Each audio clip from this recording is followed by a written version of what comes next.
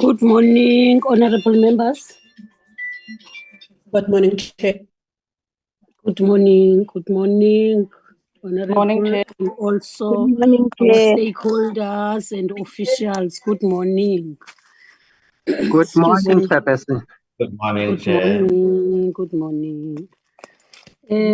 Can we start our meeting?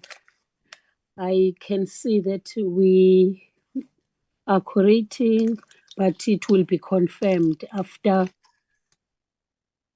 our moment of silence, and we will be given an instruction whether we create or not by the person who has substituted Lindiwe. Lindiwe is having a flu. She is down on flu, but we hope and wish her a speedy recovery on that. Can we bow our heads where we are for a moment?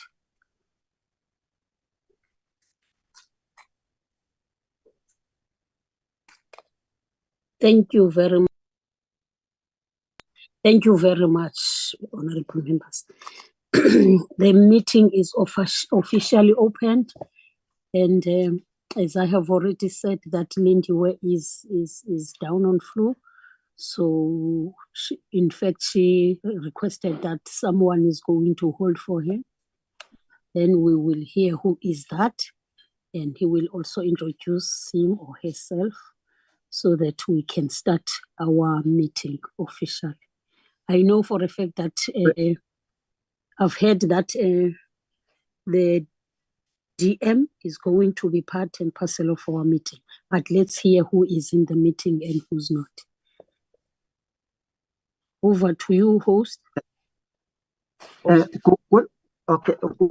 morning, Chairperson. Good morning, Chair. Chair, just to introduce myself, my name is Jerry Boltina.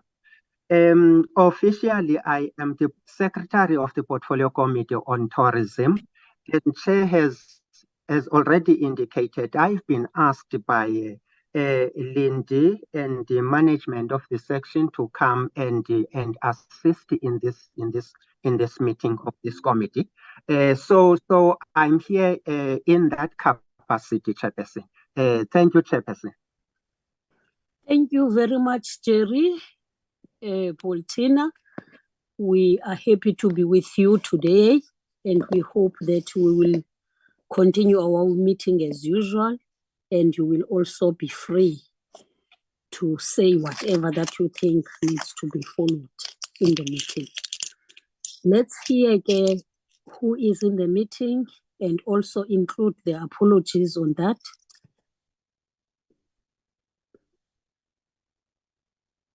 Jerry? Chair,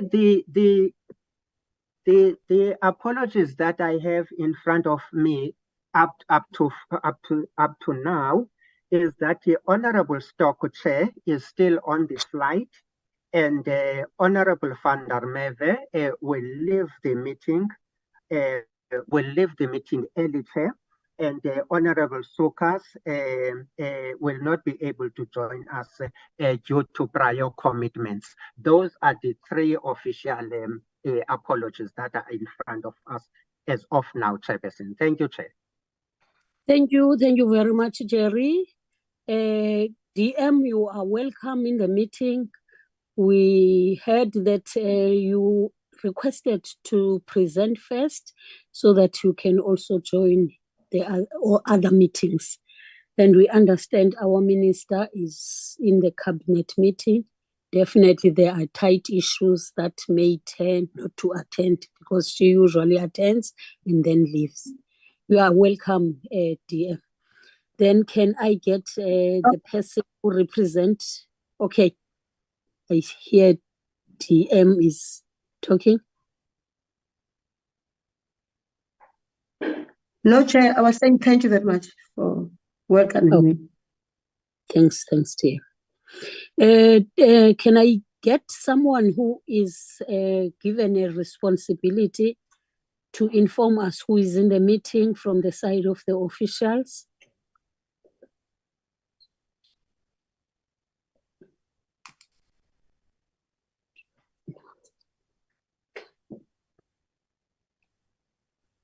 Good morning, Chairperson, and good morning to the members and my colleagues.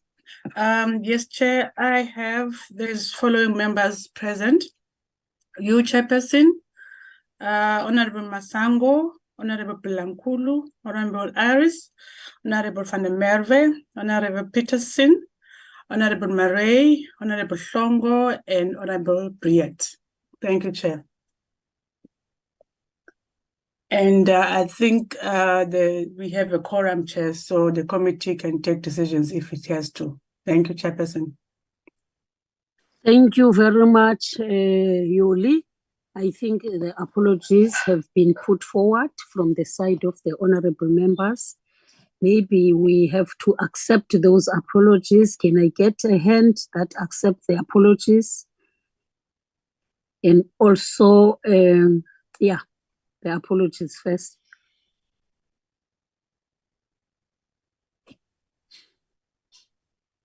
I see the hand of Honorable Bridget. Recording in progress. Yes, Chair, I just would like to accept the apologies as having been presented to us. Thanks, Chair. Thank you, Honorable Masango. Any seconder to that? Accepting the apologies. Honorable Bridget has accepted them. Any seconder? Seconded, Chair. Honorable Langulu seconds the acceptance of the apologies is forwarded. Can I then request Jerry to flight the agenda?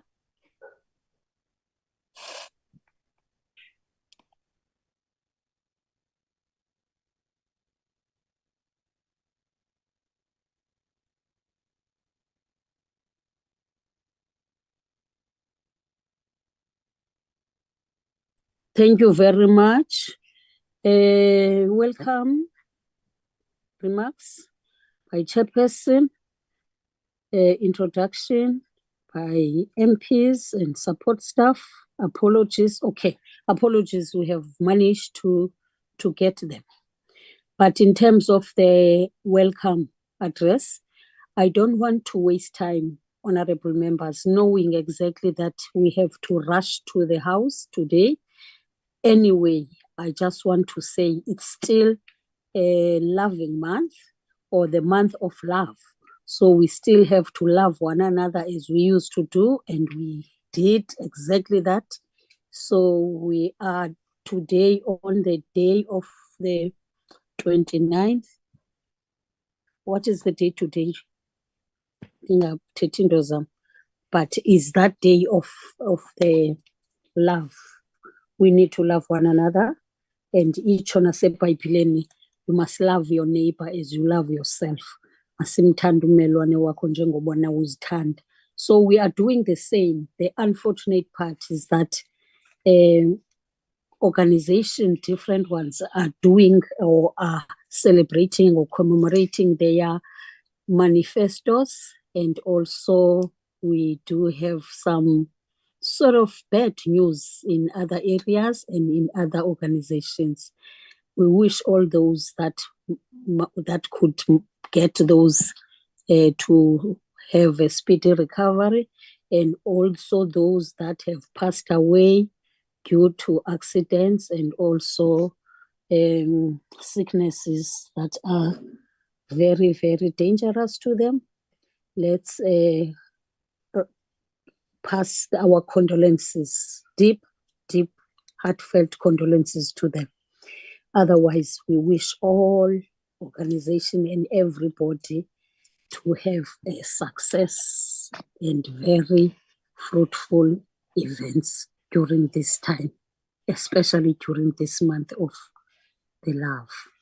Thank you ever so much. The meeting has been opened officially, and I wish to say to honorable members, let us not waste time, but raise our hands and discuss everything.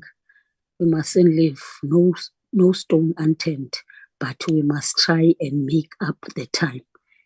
At least the latest by 12:15, 12 o'clock, 12:30, the meeting must be out so as to catch buses and rush for the parliament. Thank you ever so much. There's an agenda that has been flighted in front of us, which I know the other thing is to introduce the members of parliament, and the one that have been done by Yuli. We are not going to waste time by saying, but whoever is speaking, we request them to flight the video, and then we allow him or her to close the video for the good reception. We understand that the network is not on our side at times. Then the adoption of the agenda needs to be done. Let's give over to honorable members to adopt the agenda as it has been flighted and proposed.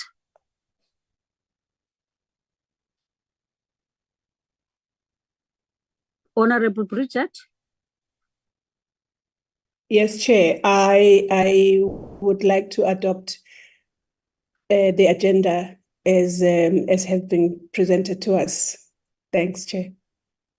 Thank you, Honorable Maprechi.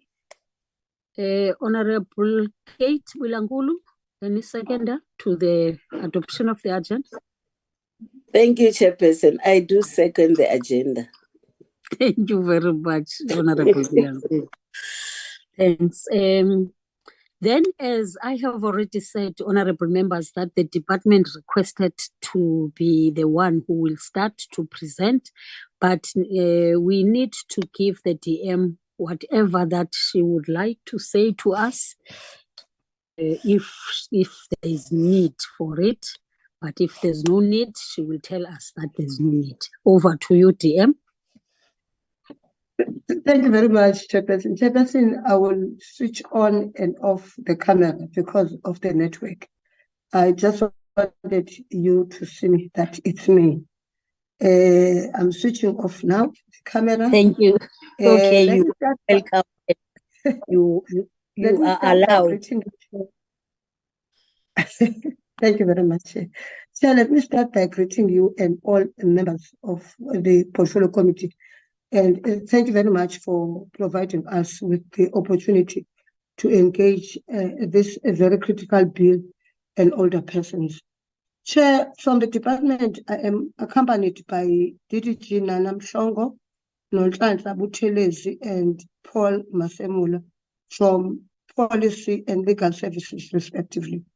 They are going to take members through the presentation regarding the Department of Human Settlements position on two issues raised relating properties of older persons being transferred illegally without knowledge, and the proposal for amendment to the department's norms and standards for houses for older persons to have ramps. Chairperson, the two departments have long-standing relations.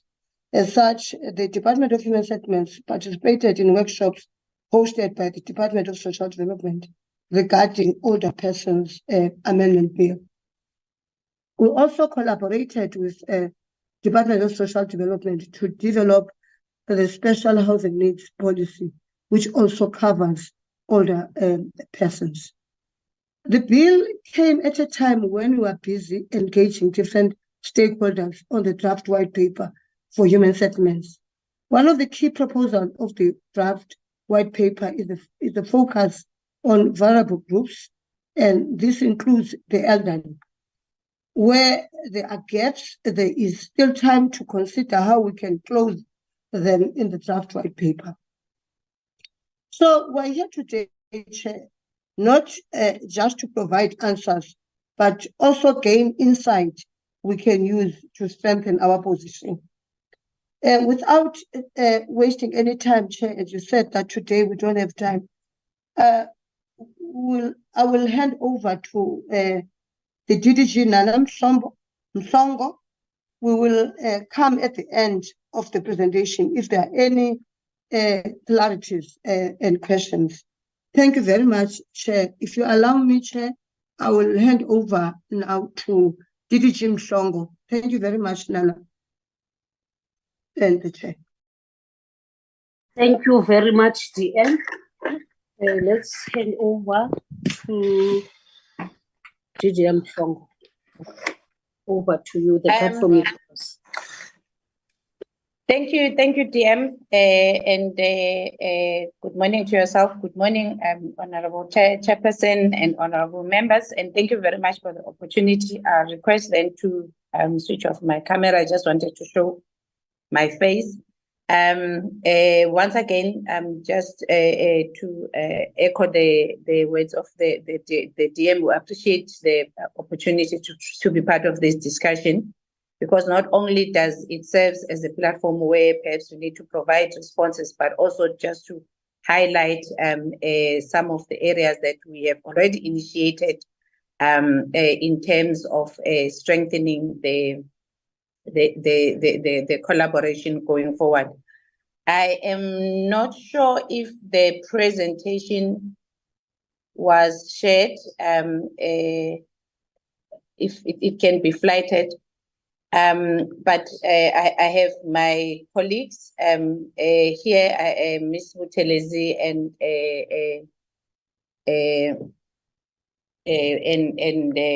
Mr. Masemola from our legal unit will be assisting with the presentation.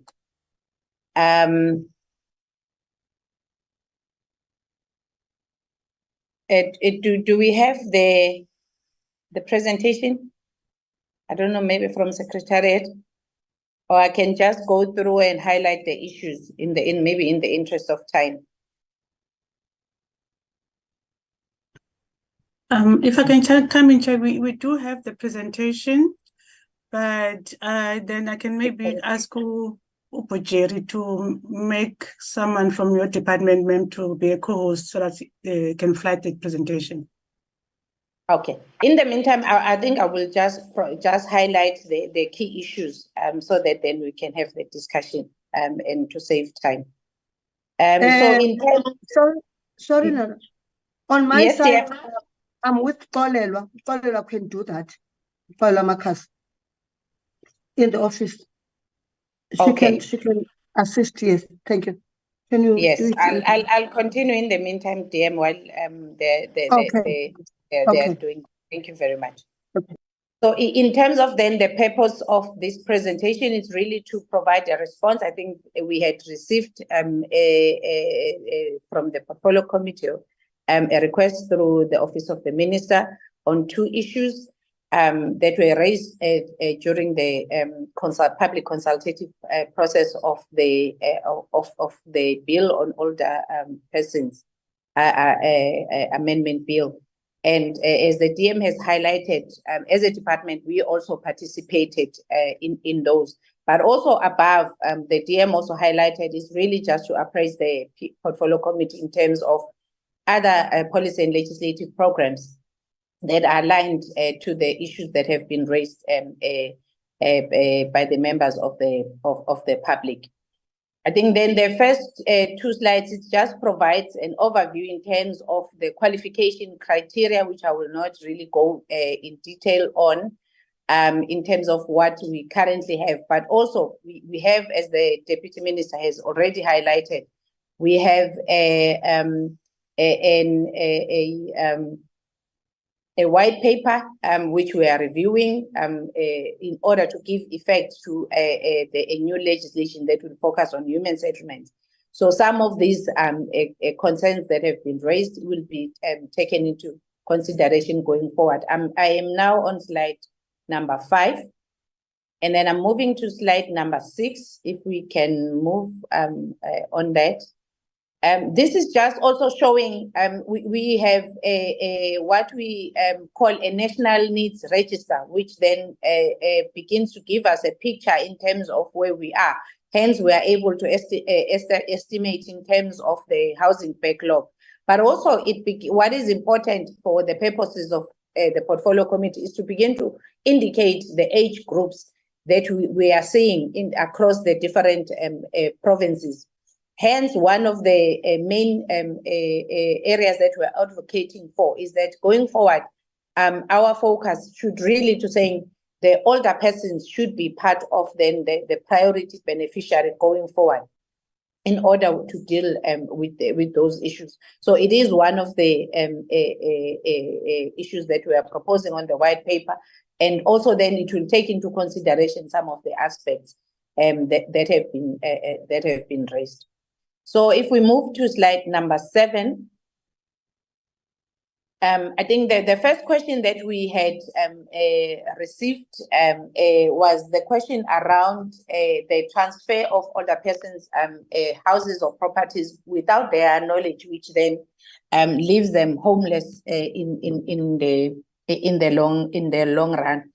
And what we are providing as a response is that the transfer of a property is a clear process. So once that process is not followed, it means then there's issues. So it means transferring of a property or a house entails a legal process, which first needs a written agreement indicating. So when there's a written agreement, then the owner and the receiving occupant or owner would be aware. So it means then it means the rights of the transferring person and would have been followed. But also we're emphasizing that process also is that the registration then to a new owner should be managed by conveyancers, which are legal practitioners, and processed through the deeds office. So this is what makes the process very transparent in terms of that the owner is aware, but also then when it's transferred, it is known who it's transferred to, and the whole process is well detailed.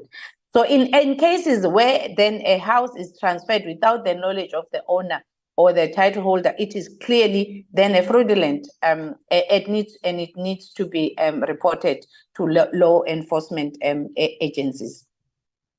But also in terms of then the subsidized housing, on there's a very same question of when then the houses are transferred without the knowledge. In the Housing Act, Section 10A provides for a restrictive condition which government subsidized property cannot be sold or alienated within a period of 8 years from the date of acquisition. And this is the area that we are still working with enforcement agencies to make sure, because then this is where we lose the assets that would have been provided by government. The condition is that unless the house or a dwelling or site has first been offered to the relevant provincial housing department, wherein then a person decides to sell the property before the 8-year period. So in terms of this clause, which is in our Housing Act, it provides for measures which serve then to protect government investment in subsidy housing, and as well as to ensure that state subsidized houses are allocated only to qualifying beneficiaries, even if vacated before the period of 8 years. So it's to saying even if then it's sold back, whether to the state, but then the person who the next occupier must be a person who qualifies in terms of the qualification criteria that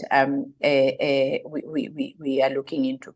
So as the DM highlighted in terms of the white paper process, which is underway, then we are looking into strengthening a similar preemptive clause going forward, which will then seek to strengthen the protection of the older persons' properties in terms of loss of properties that are under their names.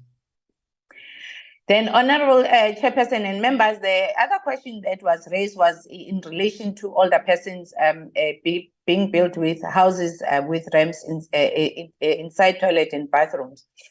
First, we indicate that as a department, we've adopted the universal design principle, and as we've indicated, that it's something that now we are really strengthening as part of the white paper, so that these principles would be embedded in terms of going forward.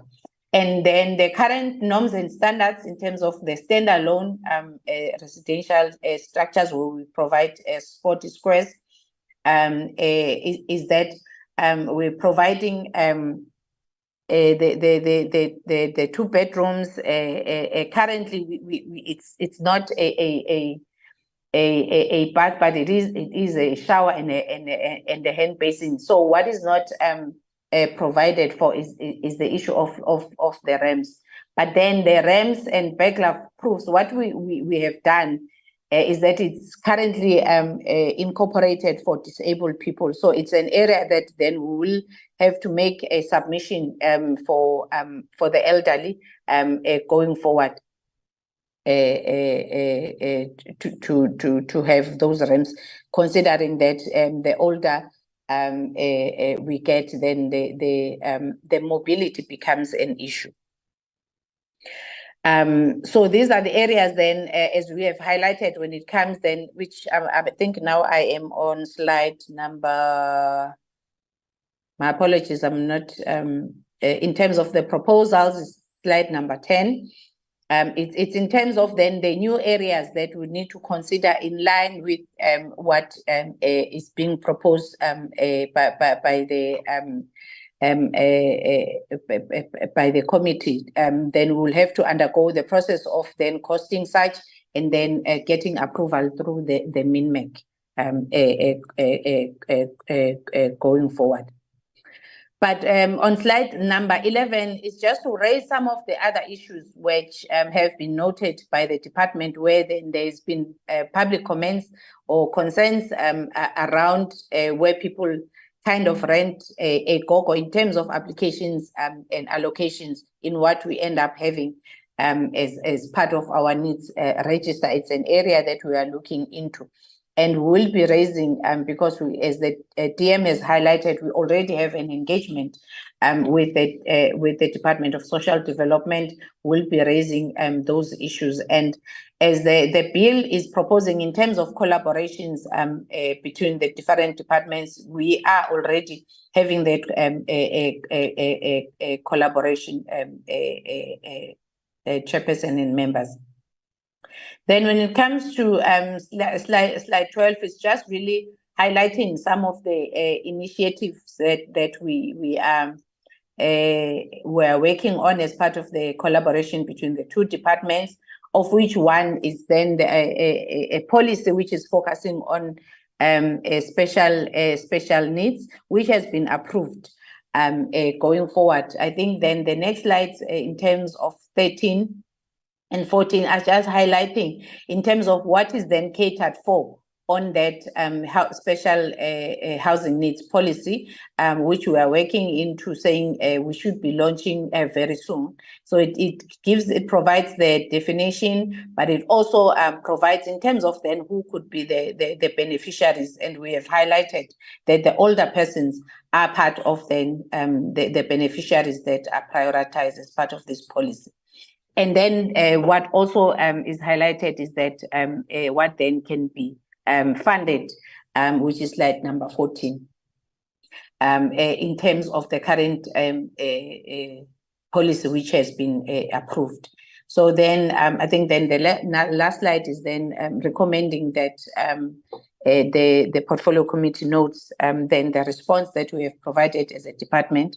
And I will then allow maybe my colleague, Paul, if you've got anything that maybe you want to add that would have missed or want to amplify, and then we can hand over back to DM. Thank you very much, Honorable Chairperson.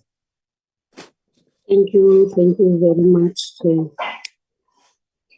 I get any additions? Are there any additions? I'm going to check with Paul. Paul, is there anything that you want to add to what we have presented? Thanks, Chairperson and DM. Yes, I may just elaborate on Section 10A of the Housing Act and why we are putting it there. We are putting it in the sense that as the DDG has indicated that we have this preemptive clause that to a certain extent limits certain rights to someone who's been allocated a house. We are thinking that it's possible to, if we at some stage we then end up flowing from the white paper, we amend the current Housing Act or actually repeal it to Human Settlements Act. We may have to consider that fact and see how best we improve on that type of a section, where we may say, for example, that before you sell a house that belongs to an older person, you may have to first seek permission from provincial department. So I'm just giving it as an example to say that kind of preemptive clause to really protect elderly people, as per the question that was asked, if to find a way of helping them. But I know that as DM has indicated that we already have good working relations with the Department of Social Development. We would obviously engage them and see how best we can find a way of protecting the older persons in that regard. Thanks, DM and Chairperson. Thank you. I'm sorry. I want to hand over to you, Chair. Sorry for disturbing you. I wanted to say this is what we have, the presentation that we're presenting today to you, Chair.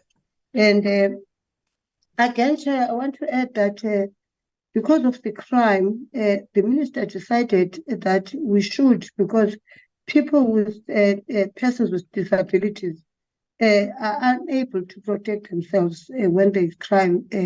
So we decided as a department that we should put burglars to houses of people with disabilities.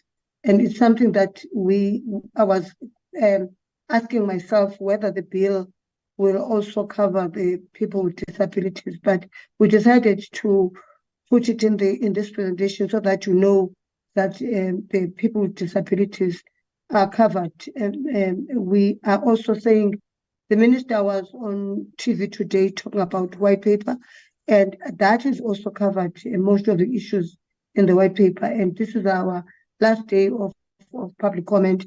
If there are any submissions to be made, they're accepted, because the 28th is the last day of our public comments. Thank you very much for giving us the time to present to you, Chair. Thank you. Okay, thank you very much, DM, and also the officials for the presentation. Maybe it's now the time for honorable members to ask questions on the presentation so that we can choose you as you requested that. Let me check the gadget in terms of the hands that have been raised. All right, I see Honorable Polnit, followed by Honorable Mangani and Honorable Richard. Can we follow that sequence? Thank you so much. Good morning, Chair. Good morning to everyone that is on this group and my colleagues. Morning, Honorable. Chairperson, this is a very interesting debate, especially for human settlement. Because myself, I have experience in human settlement there, where older persons' properties are being sold, and then you find out the people that is working for human settlements is part of this syndicate that is selling the people's houses. Because I've quite a few cases when I was still a councillor. Even now, I have a case. In the Department of Human Settlement will send you from the one department to the other department because no one wants to take responsibility for the person's house that is sold. And these old people don't even know what is going on with our. I have a lady that is sleeping by the garage because the house was sold and the house was turned into a tavern. And the Department of Human Settlement, that guy is working at the department. So it is nice to say all the things that we are saying, but we need to take this thing down to all the departments, because human settlement is where the most of the corruption is taking place. because older people that can't think for themselves, that can't speak for themselves, they are the worst victims that these people are abusing like that. So the department must have something in place as well for their own department people that is doing these things that they are doing to the older persons, chairperson, because the old people only find out later when they are being removed and thrown out of the house. But what is going on? After investigation, we will find out that the guy that bought the house is from the Department of Human Settlement. Then he sell the house to another person, so it doesn't trace to the person that got the house in the first place. So I just need to find out about that one. What is the department doing about that? Thank you, Chairperson. Thank you very much, Honorable Polnit. Can I give over to Honorable Mangani then? Thank you, Honorable Chair. Ke a le dumedisa ba botlhe, including Dumela. Deputy Minister ka re dumela Mme Tshwete.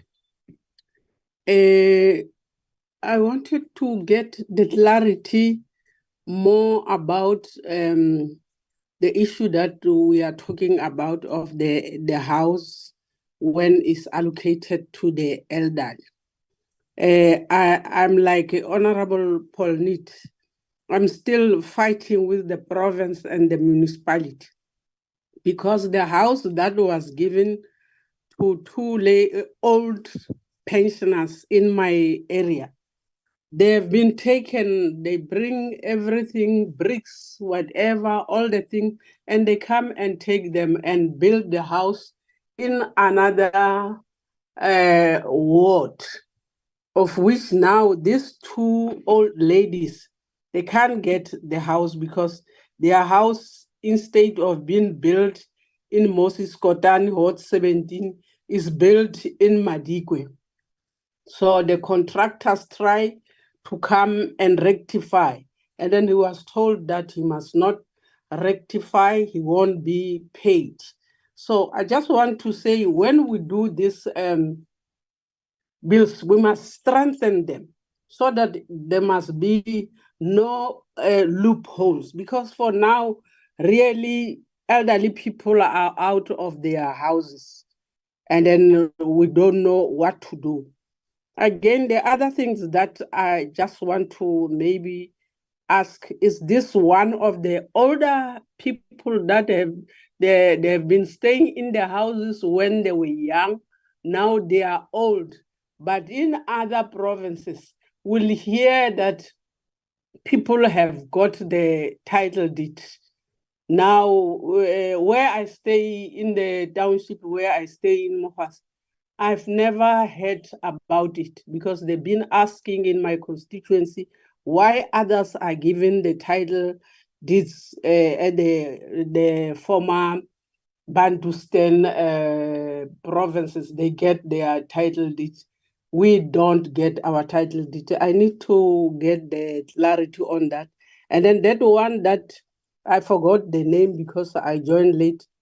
The last guy that was talking about the strengthening of the clothes. It should be strengthened because other elderly people, they are mentally retarded. And then they are afraid when you ask them in front of their children, why you sell the house? They won't tell you. But when they are alone, they will tell you, yes, I'm staying in the shack because they have sold my house. So there is a lot that we need to do as a different department. Thank you, Chair.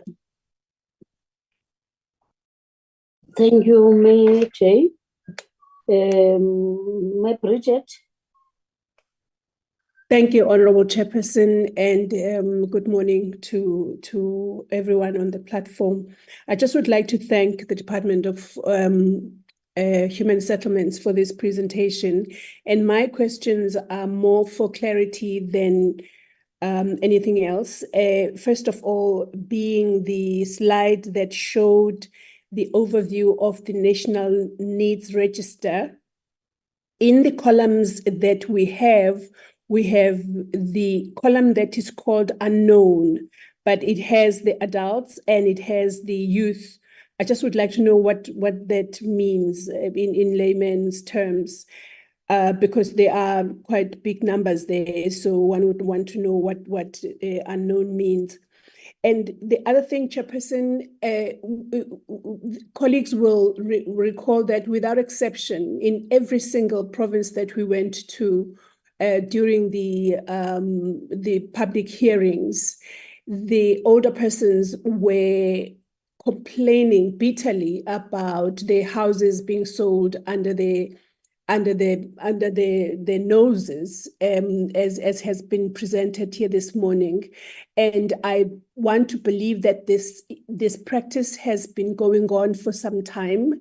And when I heard about the white paper that the Deputy Minister spoke to, I would like to know that the white paper actually takes care of that, and that these people are, what is the recourse? I mean, are they going to get their houses back, or are we starting from when the bill comes to law and then we're going forward? What is the status going to be for the people who, as has been said this morning, are living in their backyards or in garages and things like that, who once had houses?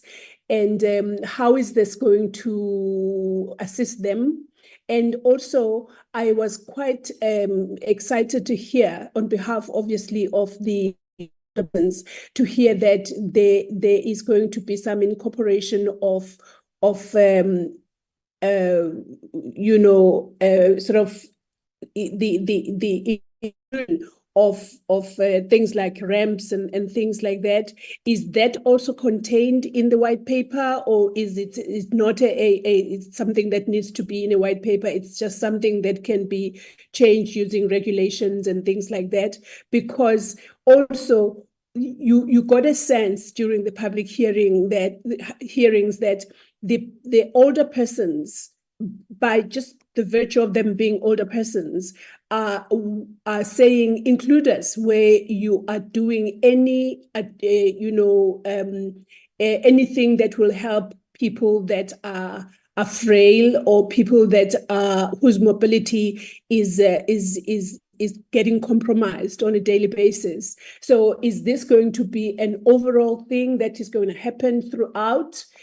So that we do not have to hear these complaints happening going forward. And I really want to appreciate the fact that there is a working relationship between the two departments, that is the Department of Human Settlements and DSD, especially on this issue, because it sounded and it felt like a very, very critical issue, and it sounded like older persons were not just throwing their hands in the air to say we are on our own here. Nobody seems to be helping us. So this is welcome, and it's actually a very good news potentially as things will be unfolding, and we will be watching that closely. Thank you so much, Chairperson. Chairperson, please note my hand, please. Thank you very much, Honorable Bridget. Honorable Aris. Yeah, good morning, Chairperson. Sorry, Morning. I have raised my hand, but it seems to me you didn't notice it, but thank you very much. Yes, thank you, Chair. Mine, I just want to check from the department whether they prioritize our elderly people when it comes to their waiting list. But apart from that, Chairperson, our elderly people receive these houses, and most of the time these houses are also located with all other people that are all housing beneficiaries that are receiving houses, meaning that our elderly people now live many of times in areas where young people are living and where tenants are. And we all know that currently in the country, we are struggling with crime and all these things. So I want to know from the department, in terms of our safety of our elderly, what are they doing in terms of to make sure that our elderly, whenever they are allocated houses, that it is in safe areas.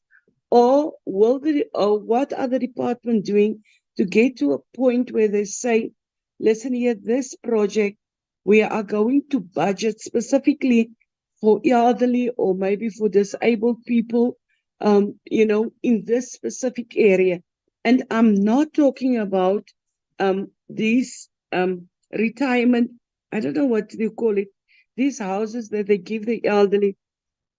Then I also want to find out from the department, when will they allocate a budget specifically for housing for elderly? Chair, because if you compare the retirement villages of those people that are privileged and these houses that the department give to our elderly, there's a vast difference. There's a vast difference because in terms of safety, you get healthcare, you get everything in this private, older, private retirement villages. I want to know from the department, when will we get to a point where we also bring these retirement villages to those elderly people that are less fortunate? Thank you, Chairperson.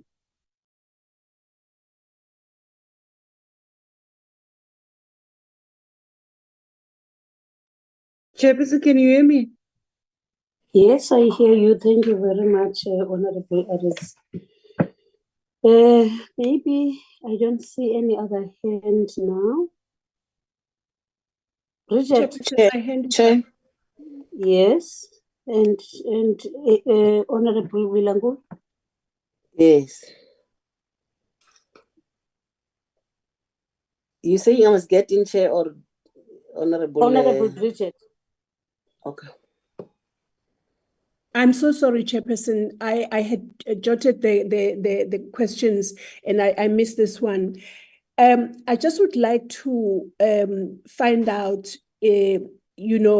with the allocation data that the Department of Human Settlements gave us, if there is authentication of identities, and if there are proper, monitoring systems in place to ensure that the process benefits older persons. Because I believe during the presentation, there was a rent-a-gogo mentioned, and I just would like to know what that concept actually entails, because I think it ties in with my question in terms of the authentication of the identities of the older persons that get allocated housing, and also if there are monitoring systems in place to do that. But also, Chairperson, I just want to know if the Department of Human Settlements has attached any time frames to the legislative frameworks, because there is a very welcome acknowledgement of the gaps in this whole process. So if that could just please be part of the response. Thank you so much, Chair. I'm sorry about that.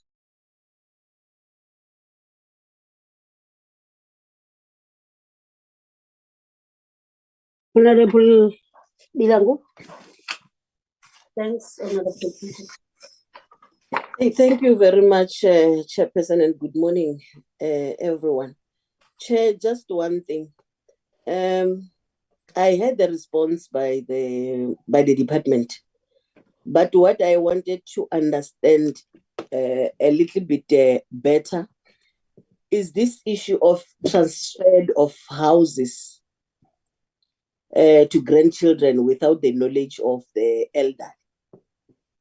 Let's say, for instance, Chair, if the issue or the challenge has been raised in Limpopo, meaning there is a house or there are houses in Limpopo that has been transferred from the elderly to their grandchildren, but without the knowledge of the elderly, that makes the elderly end up being homeless. What is it that the department have done so far in order to trace or to investigate the issues that has been raised?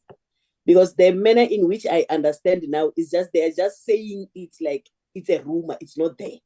But if it's there, can't it be stated clearly that in the Free State or in the Northwest, there was this happening, and as a department, this has been done, or we are in the process of doing this in order to correct the issue, or in order to recoup the house back to the owner.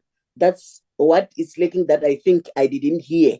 Is there any effort to investigate in order to bring back the houses to their rightful owners? Thank you very much, Chair. Thank you very much, honorable members. I don't see any other hand now, but I'm also having some questions, but others have been covered by other members. I'm checking whether the department is able to maybe in the bill also request for the elderly persons' houses to have the alarm system, not only burglary, but also alarm system, a certain alarm system that will also ring straight to the police station if there is anything that is taking place. I'm asking this question because in Free State, I think in Mangaung or Buchabelo, the houses that were built there, much as they were not in a expected condition, or I will say not to meet the requirements that is supposed to be, but they put some sort of an alarm system in those houses, which we were so excited about it, understanding that at sometimes, elder person are unable to use even the cell phone very fast for them to be assisted. And in terms of the ramp, I'm thinking of myself unable really to climb up the stairs. How soon will this ramp be allowed for the older person, especially in houses that are having stairs?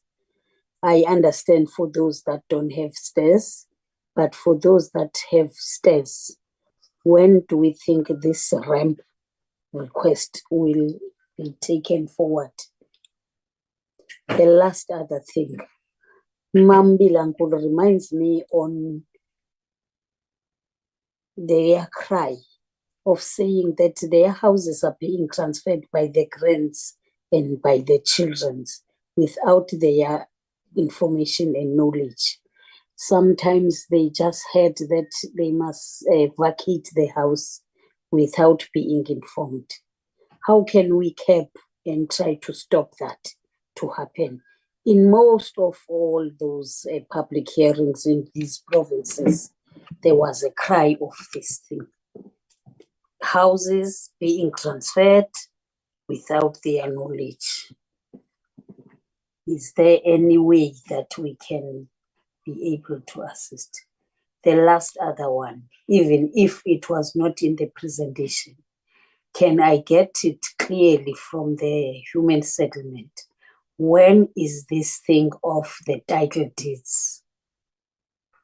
Do they think that it's gonna be done and finished?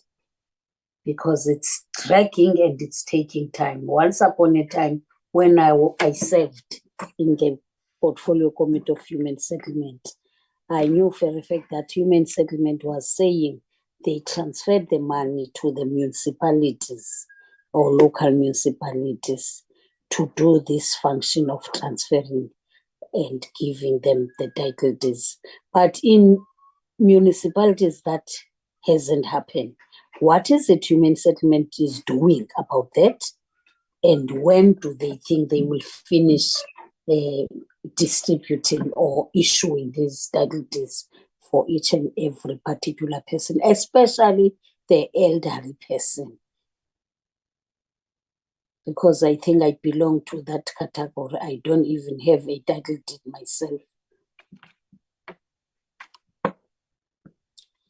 The last other one, I think this that one of the budget that has been asked by Honorable Aris, the one of the budget. Do you have the budget? And in big cities, do you have the data? That is the database in terms of how many elderly persons that are supposed to get these houses? Or do you rely on applications that have been made by councillors, which at times councillors don't obey that and don't do it? Those are the questions. I don't want to put more. Maybe when you answer, you will also touch other questions that I might have in mind. Over to you, department. Thank you very much, Chairperson. Chairperson, let me start by explaining some issues that has to do with myself and the minister, and then I know that the lawyer Masemula is here to explain further about other issues that were asked. But I want to start by the questions asked by Honorable Aris. Pauline, I think Honorable Pauline, I would like start by saying, Pauline, you are correct by saying these accusations are always there, and we do have an anti-corruption and fraud in the department, where if you have names of people that have stolen, you bring them forward so that we can't say what you're saying is not true because we don't know. But once we get the names of the people that are accused and also doing all this selling of the houses, and we take them and we fight corruption, and we want them, if you could bring them forward so that we can follow it up. From the sound of things, the culprits are known, as you are saying, so we will wait for the names. I would therefore like to plead with the members to come forward with the names and report these individuals so that the department can cleanse itself and they can be charged and prosecuted, these people. I also asked, you asked about retirement villages for the elderly. I would like the DDGs to speak on that, but what I know, when Minister Kubai joined the department, honorable members, she started by prioritizing elderly people. It means if you are in the list of you've been waiting for quite some time, we start and prioritize those elderly and build houses for them first.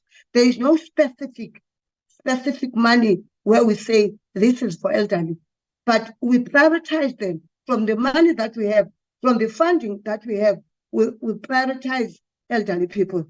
And I do want to again talk to the issue of title deeds. The title deeds, when we came to the department, the minister came after me. I do want to agree with you, Chair, and other members that spoke about title deeds. We were not very, very fast in terms of issuing the title deeds, but we took a resolution at the MINMEC that every Friday we should issue out title deeds. We are doing that every Friday or every week in all provinces. We told them to submit their programs for issuing title deeds because we were not very, very fast in terms of course, there are issues of the municipalities that are disappointing us because of the establishing of the township establishment, the reports that we get from them. So we're trying by all means to work together with the DDM concept. It's helping us to work together with the local government to make sure that we issue title deeds as soon as possible. But that's what we're doing at the moment. And I think I want to hand over to Mr. Masemula to take over and answer all other questions that are asked. Thank you very much.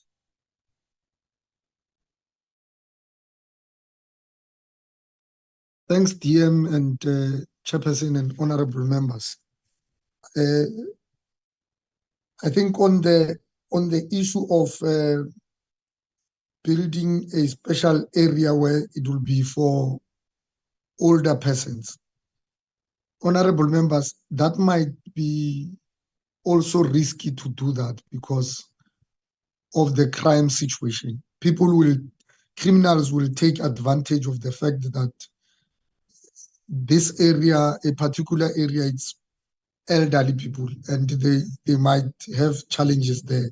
And that's why we, as the department, we continue to make sure that we integrate the older people with middle age and younger who are in the same areas. So it may not necessarily be something that might be helpful if we do it that way. But as DM has indicated that the department is prioritizing older persons to have especially stand-alone houses, because we know that the walk-ups might have challenges for older persons, as I think Honorable Chair has indicated that there would be a challenge where there are stairs and this older person stays in that kind of environment. So it's an understanding that at least older persons should even be prioritized for stand-alone houses. Now, or rather also in addition to that, what has been asked to the department about in the public hearings is for having a house that has its own bathroom, toilet, and toilet. And that is important also to ensure safety of the older persons. As much as already we have that, but I think it's important to emphasize that if you have older persons who still have to go outside when they go to the toilet, it could pose a danger of criminal elements taking advantage of that, knowing that they will have to go out during the night. So I think the issues of safety, the department does take that into consideration when we do the norms and standards. And that's what we are continuously engaging on to make sure that we improve on those important aspects of protecting our elderly persons when we do that. The issue of a recourse on the elderly persons who may have lost their properties that would have been sold by either grandchildren and so on, family members. And honorable member has indicated that he has not seen or that the white paper is also trying to address that issue of those who would have already lost their properties. The thing is that this is a conversation that we are having, and what is key is that to understand is that as a starting point is that when someone is given a house and the title deed, it means he's the owner of that house. And if the house is being sold, until such time that the department is informed of the crime that has been committed of fraud where the property is being sold to someone else without the older person's knowledge, the department may not really get involved. But in the instance where it brought to our attention, we do, as the DM has indicated, that we have anti-corruption unit in the department. We do get involved and also involve the law enforcement agencies to assist in that environment, in that case, to make sure that the perpetrators are arrested, but also to seek ways of assisting them so that the property can come back to their rightful owners. But as I've indicated, that it is indeed a situation where is treated as a case by case. So we will not necessarily say we will take all those cases and resolve them immediately, but as and when they are brought to the attention of the department, we will then seek ways of intervening. Some of them may not necessarily only be for older persons, but those cases where there's a criminal element that is involved, we do find a way of trying to assist and work with our communities to assist them to address those issues. We do not necessarily have a time frame currently of when we will change the legislation, because currently we are still at the stage of a white paper where people are making comments and suggestions as to how they want to see a human settlement sector, the direction that it must take. And that would include issues that are being raised in this meeting, but also other sectors will be raising issues. So once we gather those that information, we will then work on making sure that we change the legislation and to make sure that we accommodate new ideas that have been raised.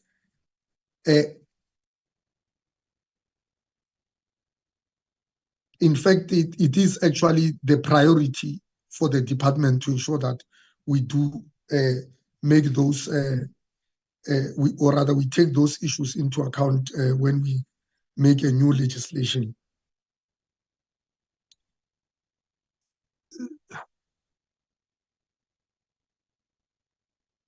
Are you done, Mr. Masana? Well, yes, the last thing is that we indeed, I had Honorable Member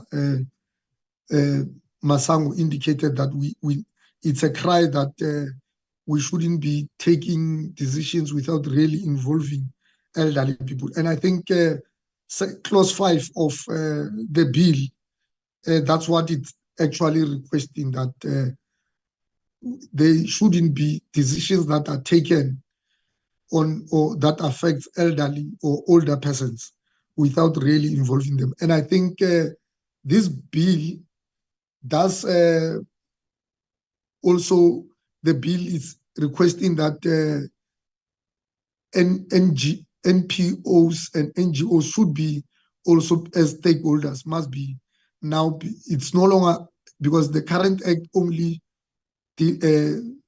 allows this act to work with the state organs, but this bill, it's extending its operation to NPOs and NGOs, and I think that will be important. But also with the intergovernmental committee that is being suggested, it will make things easier and be formal to make sure that when we take any other decisions that affects older persons, indeed they are taken into account, their views are taken into account, and in that implementation, I think we will do that, honorable members. Thank you very much, DM. I think Buthelezi might also be able to add on other things, honorable DM. Thanks. Nana Buthelezi, you want to say something? Thank you very much, DM. It's only on 2 areas, DM. Good morning, Chairperson, honorable members, and thank you for the opportunity. I am Nonhlanhla Sanemi Buthelezi.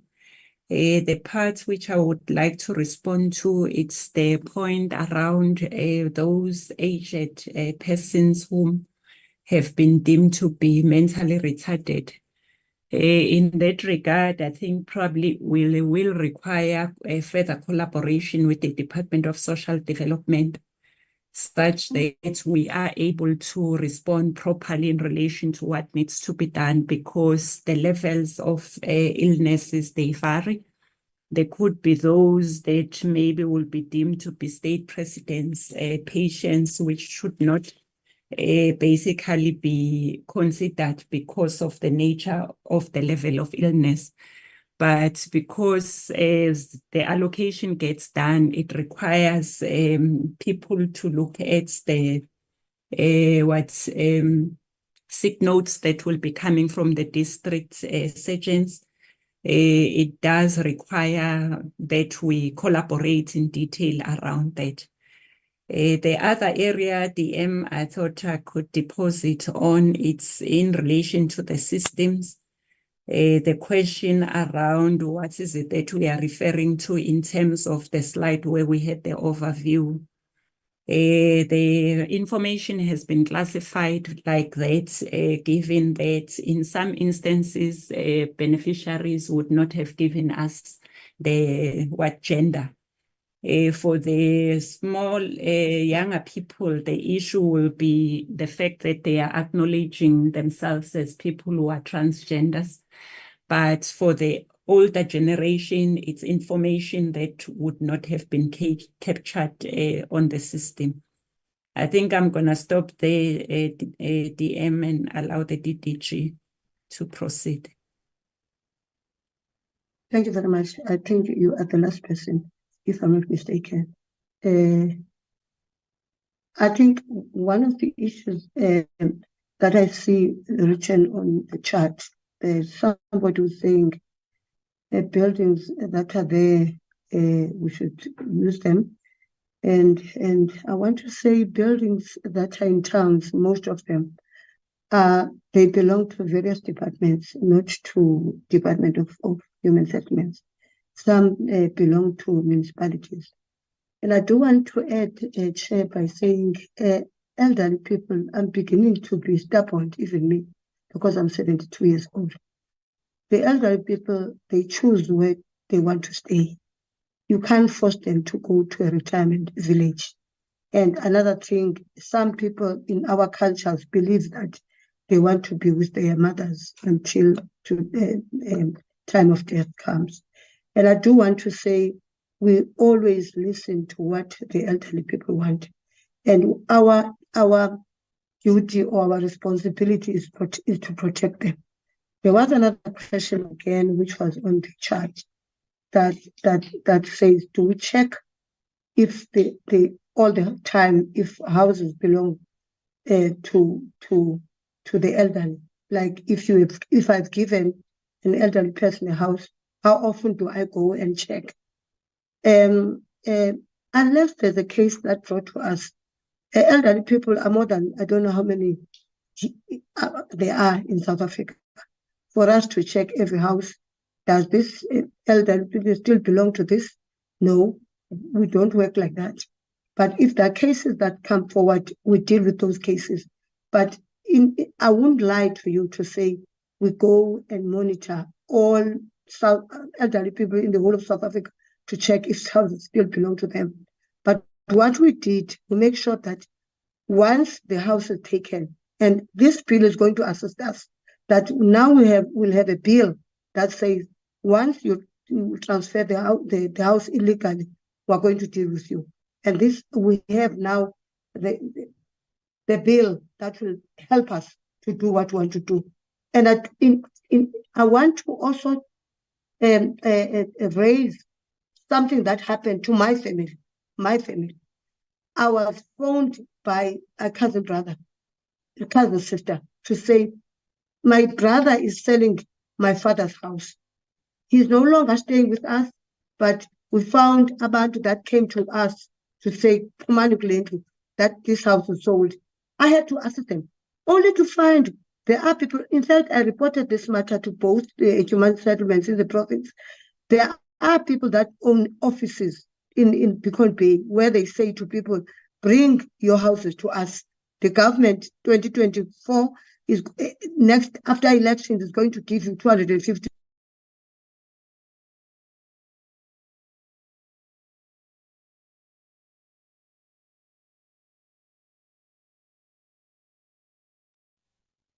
DM? Hello? GM? Chair, it's the network. Lastly, Chair, Okay. it's happening. This thing of transferring houses illegally, it's happening. And I want to stop that, Chair. I have a network problem, and it's in and out. And I think Unana is here with us. I don't know whether Nana, you want to say something?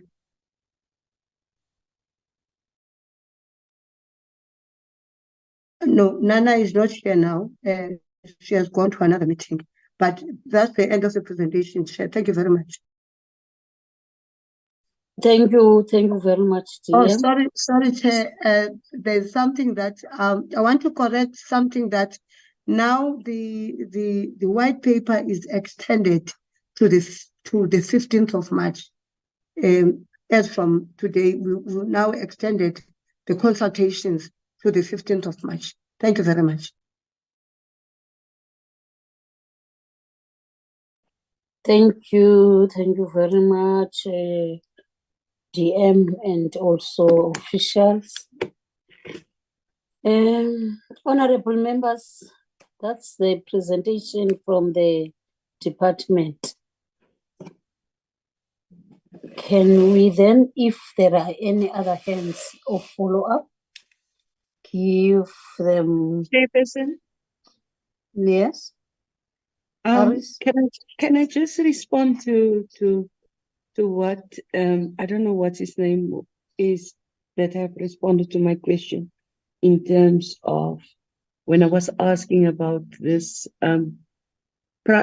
security villages, and he did make mention that it would be dangerous for elderly to stay there.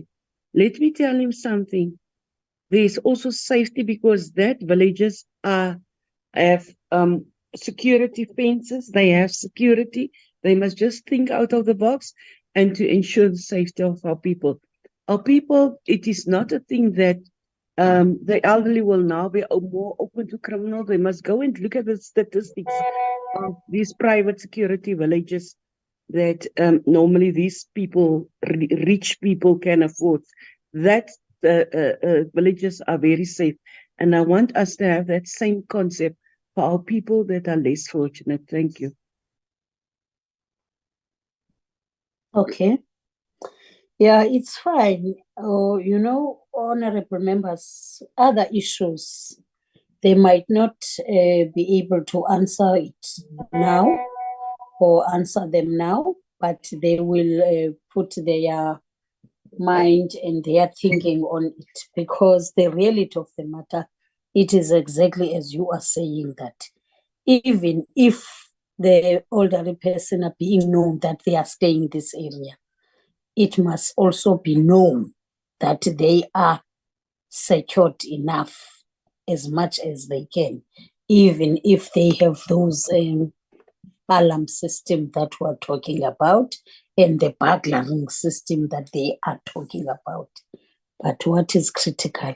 And DM, really, in the Amendment Act that we have just consulting about, we are not really forcing the older person to move to the centers. The reality of the matter, it goes with the culture. The culture of our people depends on whether they would love to go to the centers, and they would. The ones that are saying they mustn't go through through the court and take a longer time, it's the ones that the community and also the social worker is recommending that those ones needs to be removed to the centers. Otherwise, our Amendment Act is not saying, Amendment Bill is not saying that they must. You are right by saying abantu abadala, they would love to stay with their kids, and ude athi umuntu omdala ndifuna ufela endlini nami. So we are very cautious on that and aware of it. We appreciate your presentation because it also answers some of other questions that we were having. I think for now we have to recuse you and request you to leave us and attend other meetings as you have requested. Thanks ever so much, DM, and your team. You are excused. Thank you very much, Chair and the honorable members. Thanks, and bye.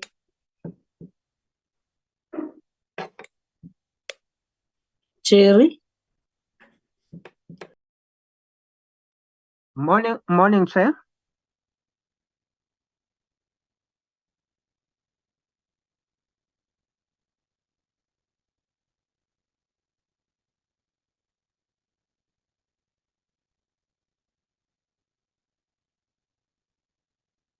I am unable to hear you, Chair, from this side. I'm not quite sure what is. Okay, I'm sorry, I forgot to unmute.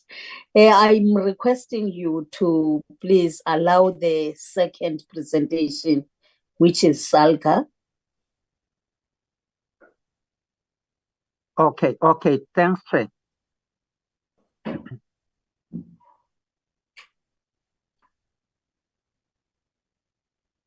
Will they please flight their presentation?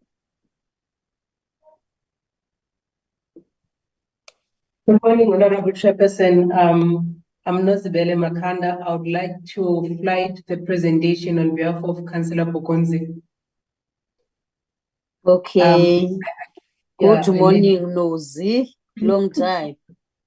Indeed, it's so good to see you, Chairperson. Thank you. Platform is yours, Nozi. I am just waiting for the host to enable me to share, Chairperson. Okay. Good morning, Chair. It's Councillor Pukunzi here. Good morning to you and the members of the Portfolio Committee. I am trying to open my video, but it seems as if I am unable to do so, Chair.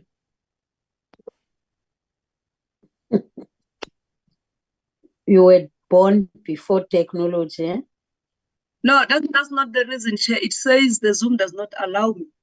I did test it earlier. It was on. I don't know what is the... What's the problem? Okay.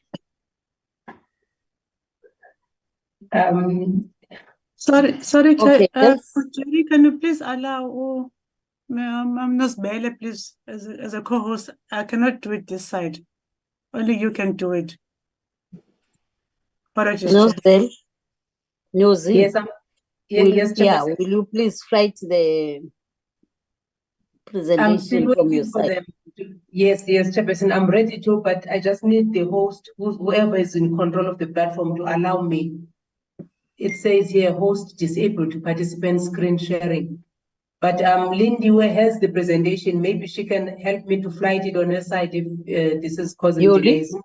Will you please? You mean I only have the notes? You mean the notes, ma'am? Yes. All right.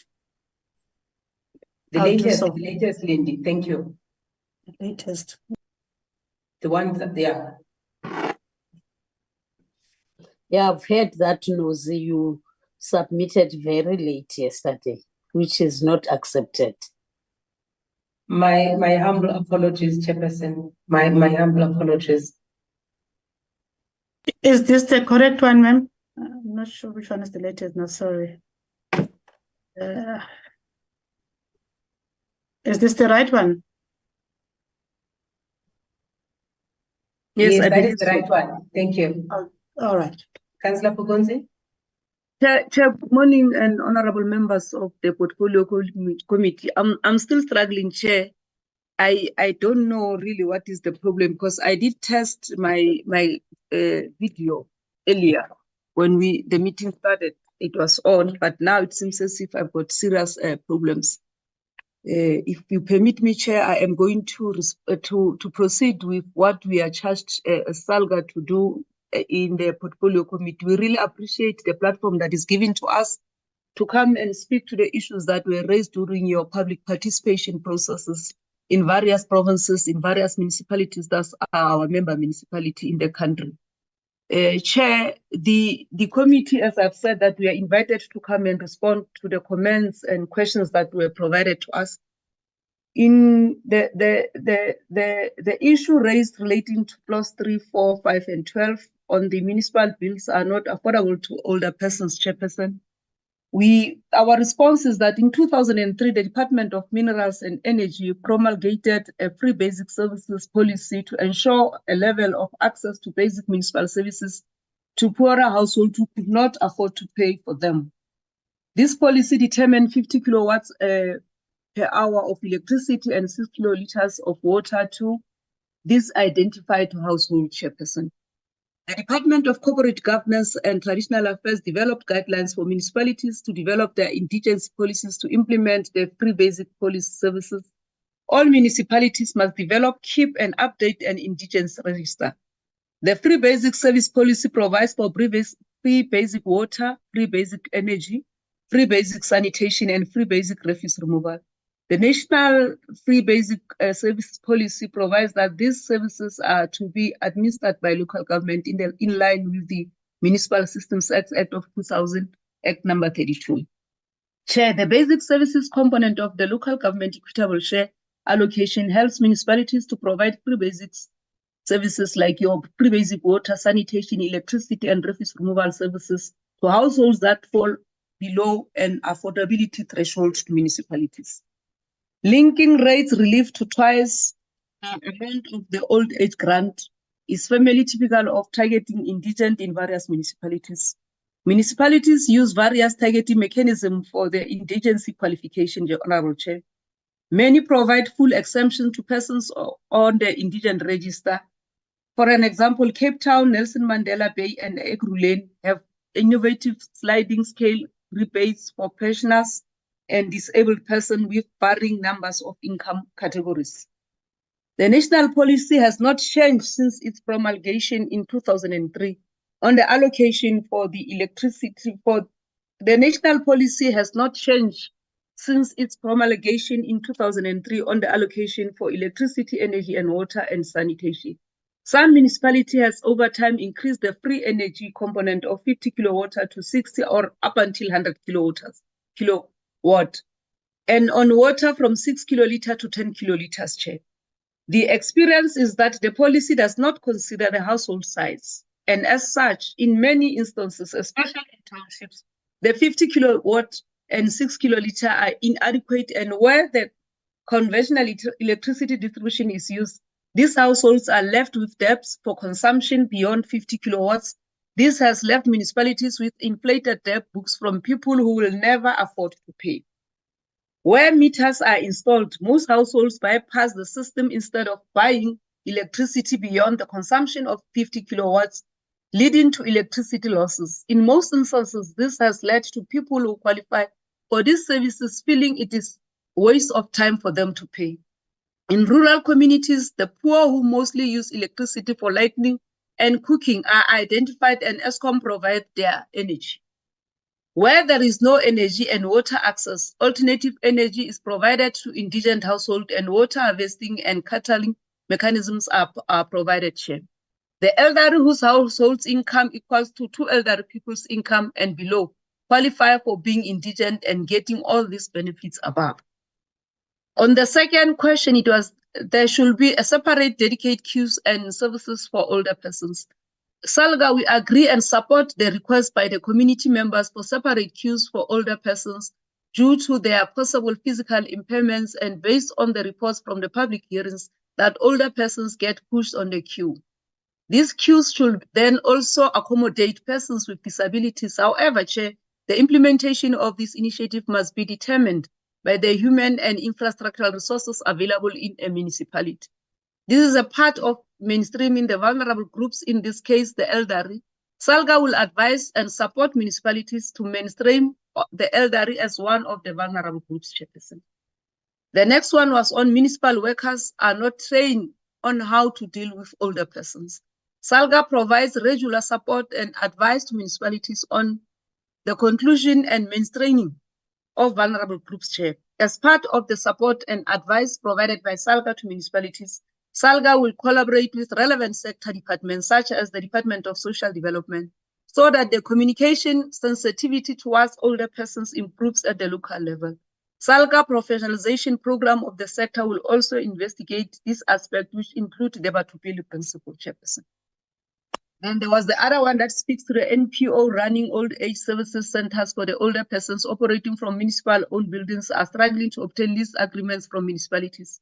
They need these agreements for registration purposes. Chair, what we are saying is that we will need an audit of these facilities and engage all the parties concerned, as well as the planning and facility management directories will be engaged to understand the reason for the challenge above to find the desired solution by all concerned.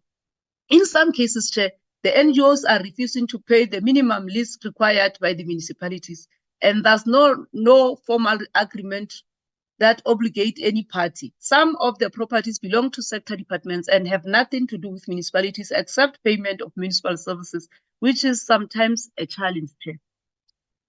On older age services, centers struggle to obtain land from local municipalities. The spatial development framework of municipalities provides for land allocation for various uses, and where land is not available, rezoning of existing facilities to suit the land use requirements is done.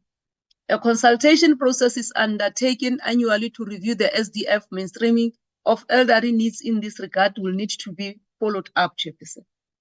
And then on recommendation made by the public, elderly people should be educated on the indigent policy. We agree on that one, Chair.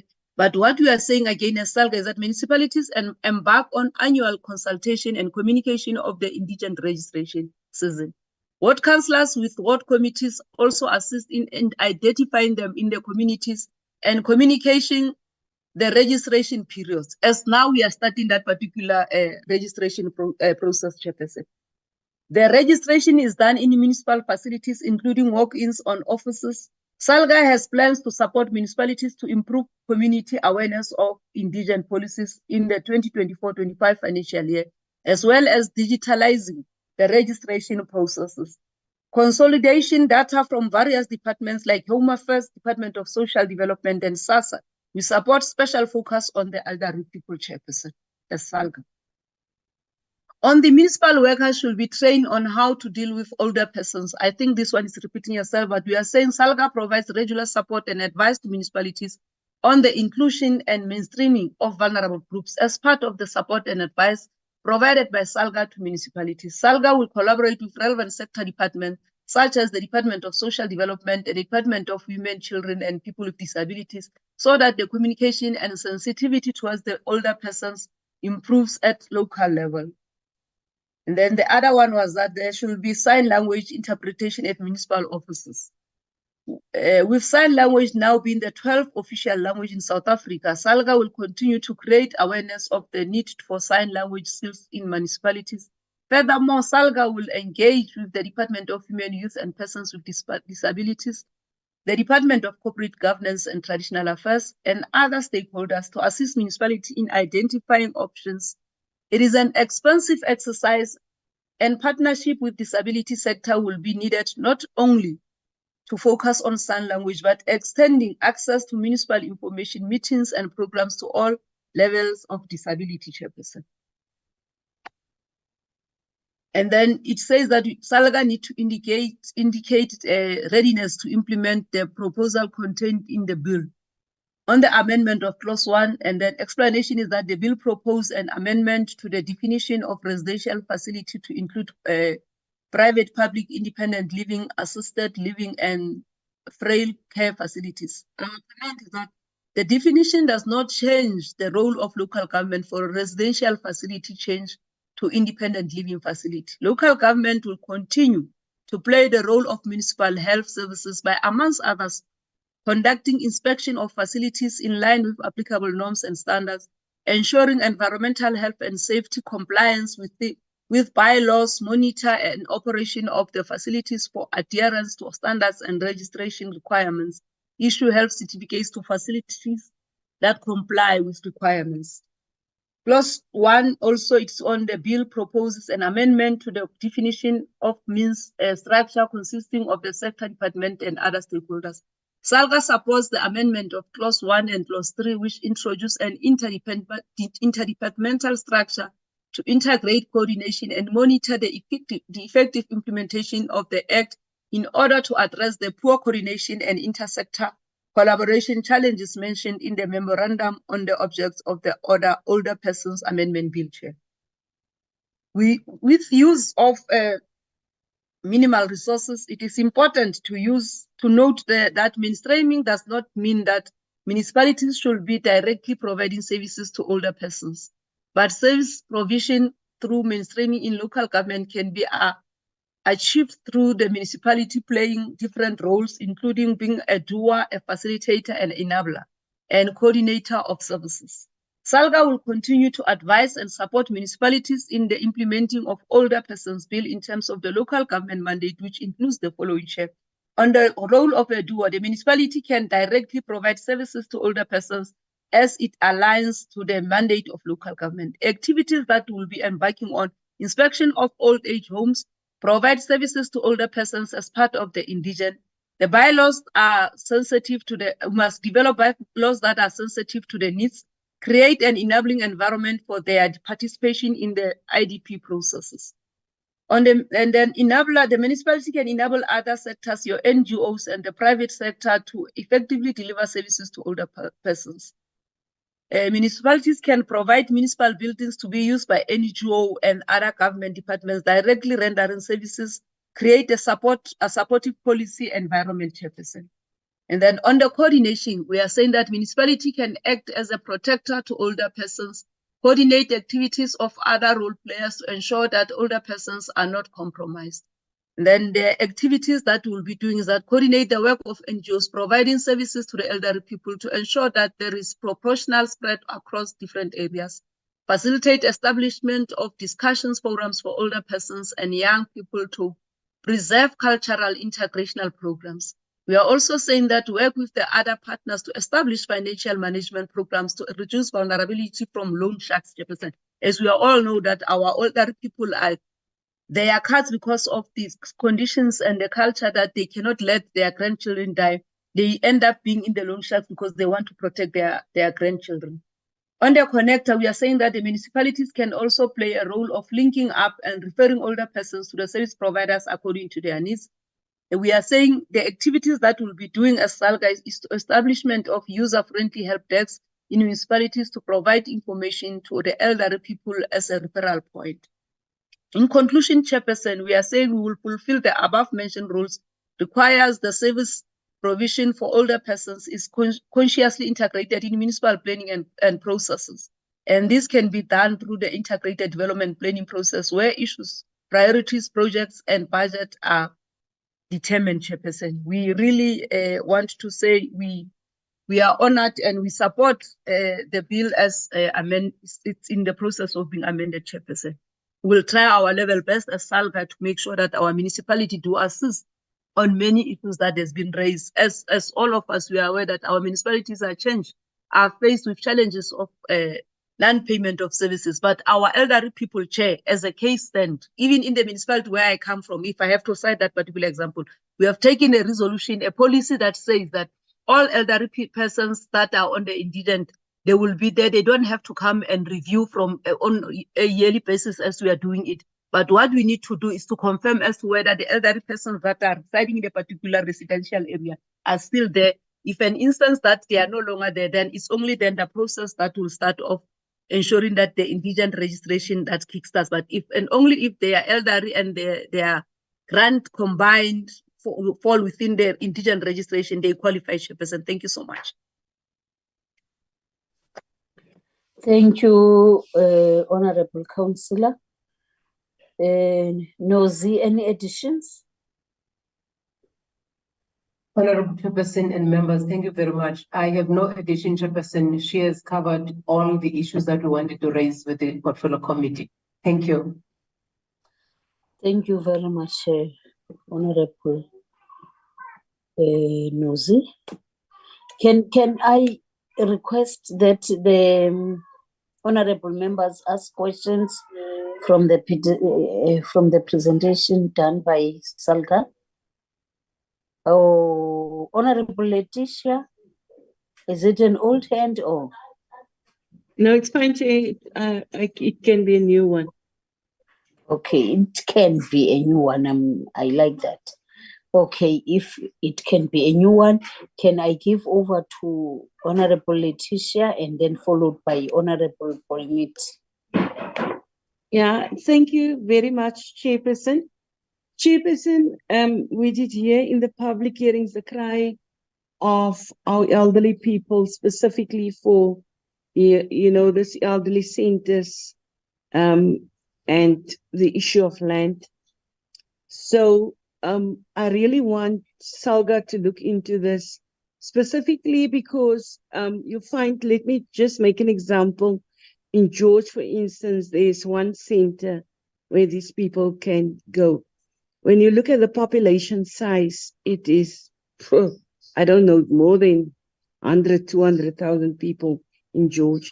And I ask myself, when will SALGA get to a point where they, or the municipalities get to a point where they allocate, because in each ward of the country, we have more than 200-300 people that are elderly people within a respective ward. And we seriously need to look at it when the municipalities are doing their spatial development planning, that they allocate or earmark land in each ward to ensure that there's, land available for these elderly people to have their centers where they can go every day and do some activities. Then also, Chairperson, yes, our elderly qualify for the equitable shares, but there are instances and there are municipalities. You know what they do, Chairperson, is that when the elderly people's municipal accounts get into arrears, they then block the people's electricity.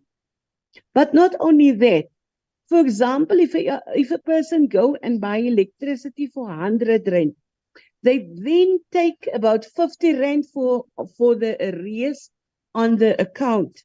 But nowhere, when the people get their accounts, nowhere on that accounts, that 50 rand that they have deducted from the electricity reflected on that account. This one is a very serious one that SALGA urgently need to look into. And even it happened in George as well, because I want to make mention, because that is where I have found that. And then in terms of accessibility to some of these municipal buildings and facilities, we seriously need to look at that, because our elderly struggle to get access, to these buildings. Thank you, Chairperson.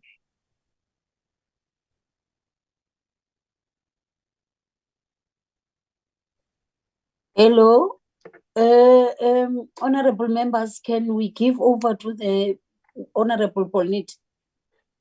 Thank you so much, Chairperson. Chairperson, I want to agree with SALGA about the indigenous policy that we are having, but not all the municipalities are having this indigenous policy. Some of the municipality will give you free units of water and electricity. But if you look at the 50 units of electricity that they are giving, it don't even last for 2 days because the electricity is so expensive. And I want to agree with SALGA to say that some of these debts will never be paid because the old people cannot afford it. But what is even worse, Chairperson, is that some of the municipalities are handing these old people over to debt collectors. And the debt collectors, every time when they call you, they charge you for the phone call, they charge you for looking at your account and all these things. These old people, they are so nervous because of this. They're not used to getting lawyers' letters, but the municipalities are doing it. So we want to, SALGA, to please sort this thing out, because when a person is over 60 or 65 and is getting an old age pension, that grant, it's not enough to pay all the bills. And then there must be a reduction in the rates, the water and electricity for these older persons, because they won't be able to pay for these things. Some municipalities are having it, some are not having it. And while they're on the indigenous register, it takes time for the municipality to write off those debts. Depends when they're going to have the meeting to write these debts off. Chairperson, then the other thing I want to agree with them is that the land, most municipalities don't even know which land they are owning. And in all the public hearings, like Honorable Letitia was just saying now, the older persons were asking for land where they can be safe, because they're not safe in their own houses. They want to build a place for them so that these people can sleep in a safe place. They want land where they can start growing their own vegetables. And some people were asking for land where they can exercise and be healthy. And some of the municipalities, it's making their lives very difficult because they are not giving these people these lands. And as you can see, there's a shortage of old age homes to take in all these old people. There is not enough old age homes, and the department are not building new old age homes. So this thing is very, very important for the old people, is the safety, and then to have reduced rates and taxes from the municipality and water and electricity, and then also for them to be safe where they are, because a lot of these old people are being abused by their own children and grandchildren. So I'm very happy. The same, like I said last time with Kasatu, they brought this bill of something for the bill. The same, I'm very happy with SALGA recognizing that we have a crisis with our old people, and our old people needs to be looked after. So these are the areas where the old people are struggling with, is the debt, water, electricity, and to pay the taxes, rates and taxes, and then also space where they can build these facilities so that they can look after the old people. Thank you very much, Chairperson. Chairperson. Thank you. Honorable Chair. Is it Kate? Chair, do you hear Hello? me? Oh, Can I yes. just add something before SALGA is answering the question? Chair, there's another issue that I want to raise, and that is the issue of elder people that are receiving a pension, but not necessarily a pension from social development. I want to know from SALGA, because that older people, even though they are, pensioners, they've been excluded from the equitable share based on the fact that they are receiving, for example, a pension from government because they have worked in one or another department. I want to know from SALGA, when will they get to the point where, because right now they are looking at the income of the people, but then we feel that they deprive people from being pensioners to a right that they have to get these equitable shares. Thank you.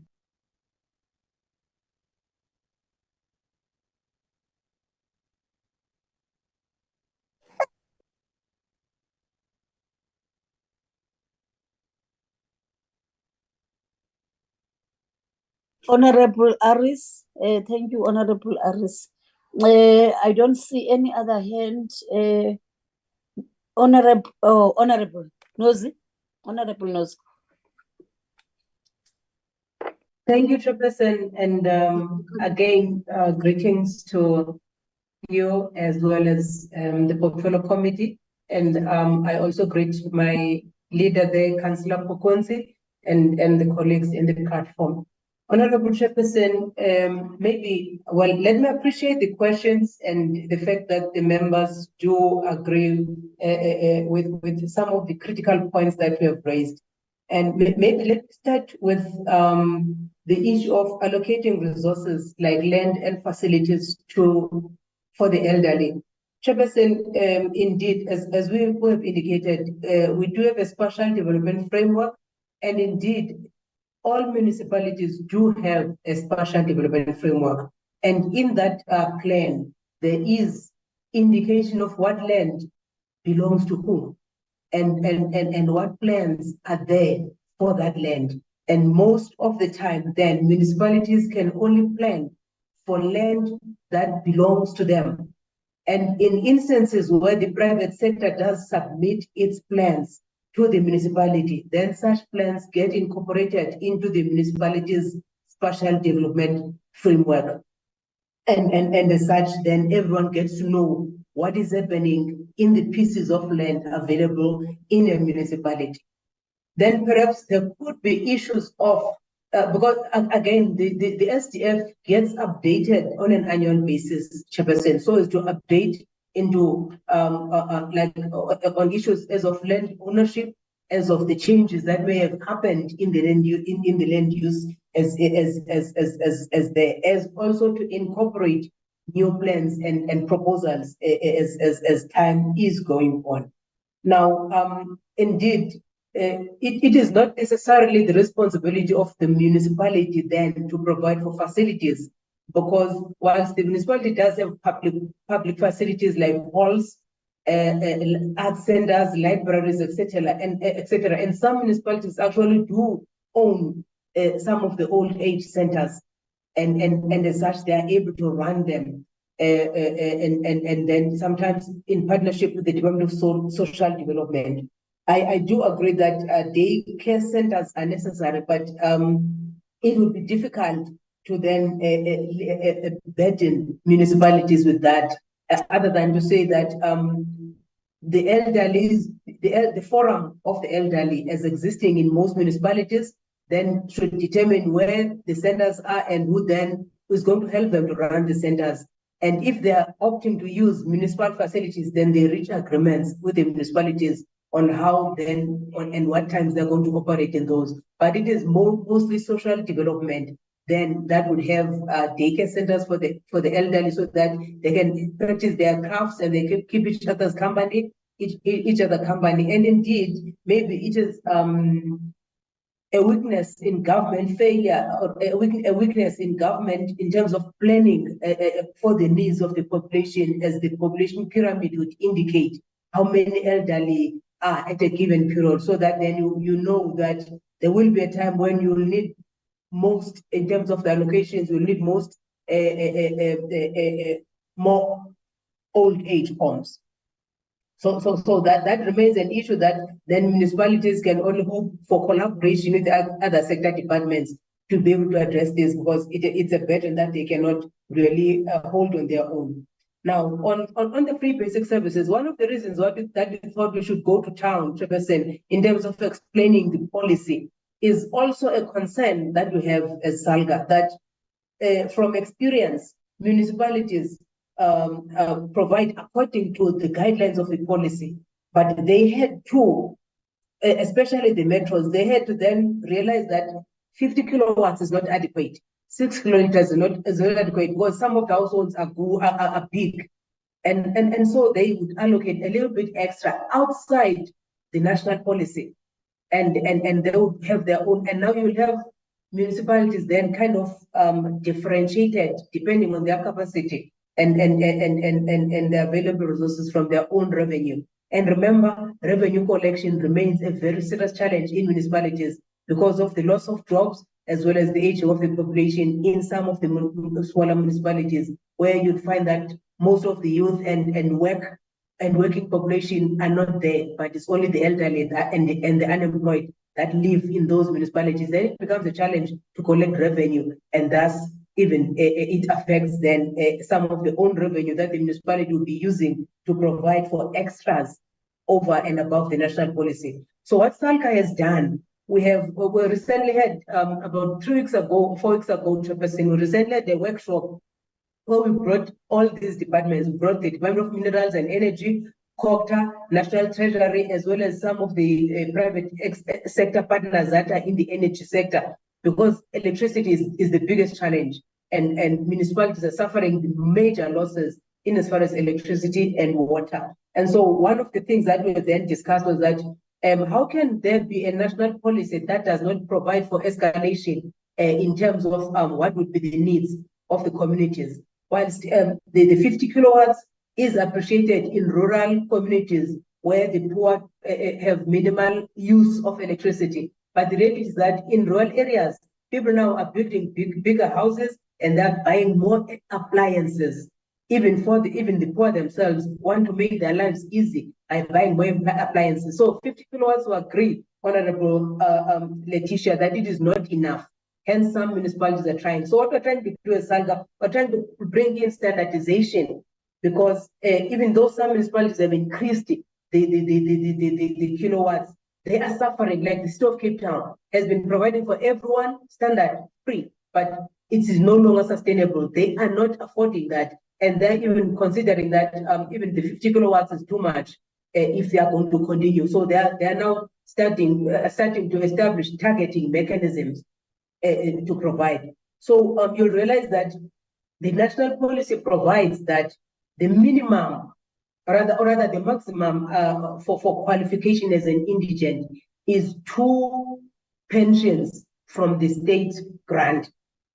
So it is then anticipated that there will be a male and a female, that is a grandmother and grandfather, who are living together, and their combined income from the social grant then determines then the ceiling for the eligibility. So that amount, which I think is 4,000 and something now, is where we start, and then lower. So that is the main targeting that is provided by the national policy. But some municipalities have added other variables for targeting vulnerable groups, but the main variable is the income bracket. And so if anyone is earning higher than what is provided by the two pensions, then that person doesn't qualify. Even if they are old, they don't qualify to be in the indigency register.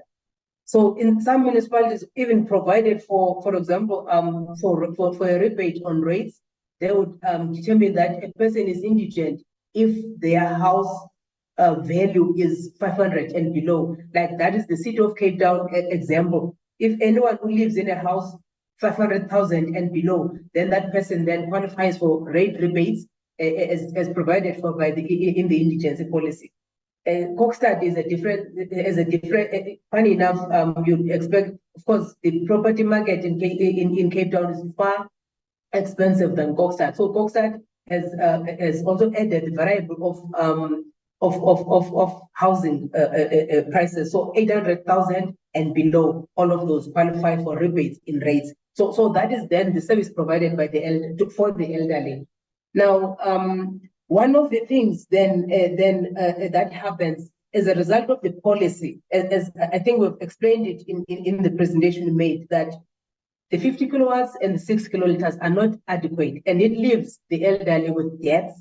It leaves the poor that are not necessarily the elderly with debts that they will never be able to pay. Because if you are in a conventional system, you expected that after the 50 kilowatts is finished, then the meter starts counting, and then you accumulate debt and you must go and pay. And that is one of the reasons why the elderly then go queue to municipalities to pay for the difference between the 50 kilowatt and what they have consumed for the month, which is in their debts. So where the households are bigger because of the conditions of the poor, where the elderly are looking after their own sons and daughters and that grandchildren who are not employed, then it becomes a problem. But also there is a flip side to this, Chairperson, in that in some instances, the elderly are living with their children who are teachers and policemen who live in flats behind. And sometimes that income of the household is not factored into. And as a result, we have people who have expensive appliances that are consuming under the guise of the indigents that are owning the household, but yet their income as teachers and public servants living in the same household is not factored into the household income, which is some of the things that municipalities are struggling with. So again, added to this is we're trying to find a mechanism, as SALGA, we're developing a digitalization tool that is going to help municipalities to identify the real indigents, working with Home Affairs, the database of Home Affairs and Social Development and SASSA, so that then we know that as soon as we know the indigents, they are verified, and then a mechanism to make it easy for the elderly to using technology to register, and then in the updating of the indigents register over time to make it easy for the elderly at least to be part of that. But we still do not have a solution, Chairperson, on the debts that are owed. As a result, municipalities are struggling with people who ignore even registering as indigents because they know that 50 kilowatts is not enough. They're going to just pinch and steal the electricity so that they are not appearing anyway. But then when that is discovered, then the meter is removed from those households, and then they get no access to energy at all. And then that gives rise to all the corruption, because they are able to pay the corrupt officials to reinstate the meters, to reconnect, but they do not want to pay the municipal services with the money that they have, or buy the municipal services, because eventually municipalities buy this electricity from Eskom. It is a trading service, and they must pay back to Eskom whilst making some form of revenue for themselves, and it becomes a challenge and municipalities then suffer the most from household and business, and as well as government debts in as far as this is concerned. Then, indeed, Honorable Letitia, you will have then anyone that earns higher than the bracket on the policy, then is liable, is not qualifying to be added in the indigency register. Then, of course, you will then have a problem because some municipalities, because of capacity, will just take the debt register to a service provider to collect debts on their behalf. So the private service provider will not even know who or how old the person is per se, but they will just be pursuing the municipal debts for the payment of municipal debts. That's why municipalities provide, in some instances, mechanisms for people to come forward and make arrangements for their debts and state their story for their circumstances to be considered, so that they do not have to be pursued for their debts. So some of the information desks in municipalities assist in this regard. And while SALGA can only advise, but municipalities still need to collect what is owed to them. And of course, the MFMA, when it comes to debt write-off, there is provisions of the Municipal Finance Management Act that must be followed, and the related regulations before a debt write-off may be considered. Otherwise, municipalities will be disclaimed if they do debt write-offs willy-nilly outside the legislated process. And again, some of the processes get tedious because local government is one of the most legislated spheres, and compliance with legislation is needed, and failure then leads to municipalities having a disclaimer in the audit opinion. And of course, on the issue of land, as I said, most municipalities, through their special development planning processes, as they establish their special development framework, then they would do a land audit. So municipalities would know who owns what land. They may, like at least the basic of saying, this is municipal land, this is government land, this is a private land. So where is private land? They may not necessarily know all the owners, but they would know that this is private land. And then, of course, there are mechanisms with the deeds office to establish exactly who then owns what piece of land where. So land in a municipal space is definitely accounted for. Of course, when it comes to old age homes, and I guess in most rural towns, and in the fact that even now the elderly are beginning to move to city centers or to city areas, so there is a higher demand for old age homes. And this is again a function. Municipalities can only provide land that will be available. And again, influence must be done through the special development framework. Hence, we're saying that then in the IDP process, in the renewal process, then discussions should be entertained. And of course, each municipality will then, according to its priorities, be able to allocate land according to the use that would then be the most appropriate at the time. We do agree that the elderly, as part of the vulnerable groups, must be accommodated. And again, the Department of Human Settlements, as well as the property developers, then need to also be encouraged to make provision for the elderly. And I'm grateful for Honorable Chweta's presentation and of course, indication that there will be mechanisms to also build human settlements that would cater for or centers for the elderly. But again, having said that, in our culture, most of the elderly do not want to live away from their families, and they end up living alone in their homes, making them more vulnerable.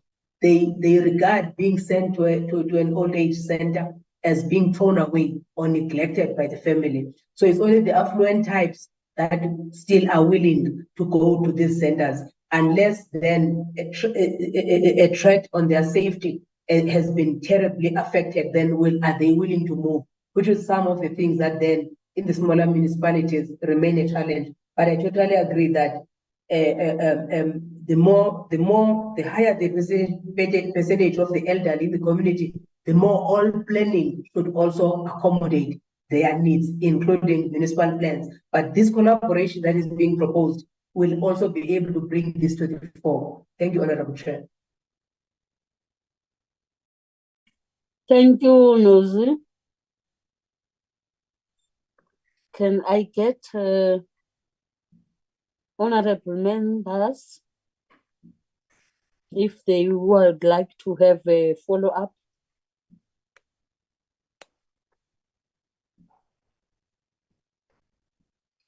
Seemingly, there is no other hand. I'm sure they Chairperson, are. Polnit? can I just, is it possible for SALGA to introduce one thing to all the municipalities? So when they introduce these tariffs for the older persons, that all the municipalities are on the same length, because some municipalities are having it, some are not having the digit.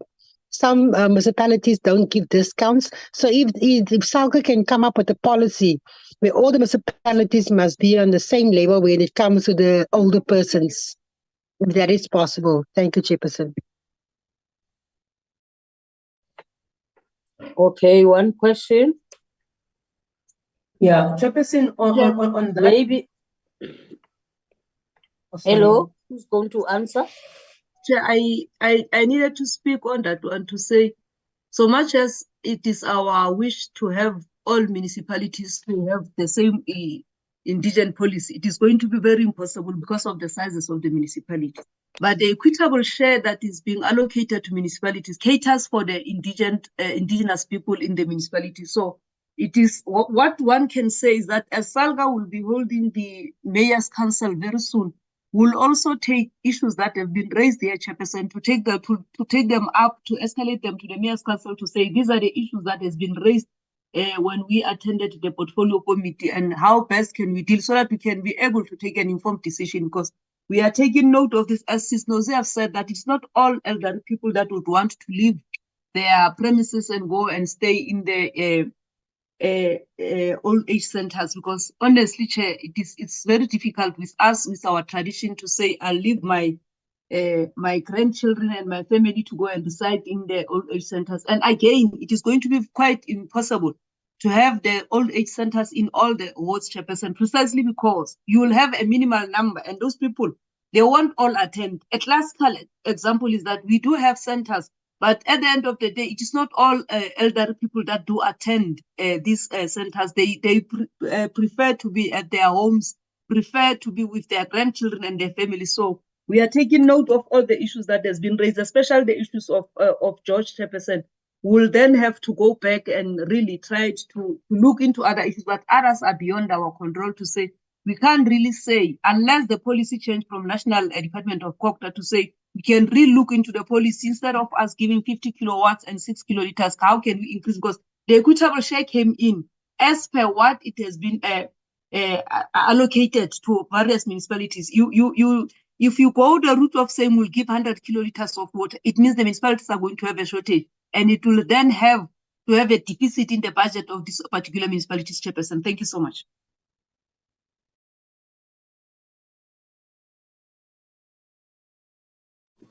Okay, thank you very much,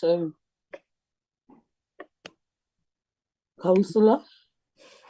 And then I hope that I'm looking for hands, but I don't see any other hand. I think you let me thank SALGA for their presentation. We hope that we will continue asking you questions as they arose or as they arise, because we understand exactly that most of the elderly person, when we were doing public hearings, they were not sure. In fact, they were not aware of the indigent policy that is in local municipalities. So maybe as SALGA, we have to make an awareness in terms of the local municipality, especially the ward councillors, to know that wherever they are, for the people that are qualifying for indigent policy, they have to apply for other services. In all or most of the provinces, they were not aware of that. And they were complaining about the billing system in terms of paying high rates without having this indigent policy. I don't know what is happening from the local municipality. Maybe it is because of the lack of awareness in terms of that. And also the councillors, that is the ward councillors don't make the elderly person to be aware of that. So we request SALGA to assist us on that. It is so painful when they are crying of the high rates of the services whilst they qualify for the indigent. Thank you very much, SALGA, for the presentation. Then, Thank you, if Chair. they Chair, are can we be okay, released? If Chair permits us, can we be released, Chairperson? We have other engagements. I can't hear you, Councillor Pugumis. I was requesting that if Chair permits us, can we be released, Chairperson, so that we can attend to other issues? If it's Yes, I was about to release you, Honorable Councillor, and also Nozi, because we are done with your presentation and also questioning. That is why I'm summarizing by saying we will keep on interacting with you if there are any issues outside this thing or outside this presentation that we have made. Thanks ever so much. Keep up the good work, and we hope that you will assist us in this regard. You are excused. Thank you, Chair. Thank you, Honorable Chair. Bye. Thank you. Have a good Easter and Passover. Thank you. Honorable members, let's conclude our business by getting into the next item, which is the minutes. Can we request Sherry to flight the minutes?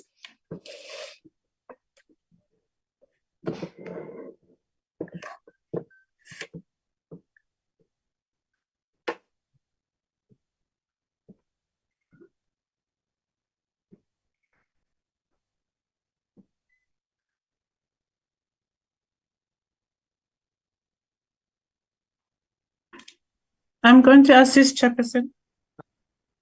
Yoli? Yes, Chair. I'm just want to close some of the documents I have opened here. The blocking. This one that I want to open. Is it now? I'm struggling to leave the meeting. Can you remove me from the meeting, please? Thank you. And this Ma'am Nosy. Sorry, I didn't see who was speaking. Yes, it's civil speaking. Kindly remove me from the meeting. Good morning and thank you. Oh, that's civil. Oh, okay. Yes. All right.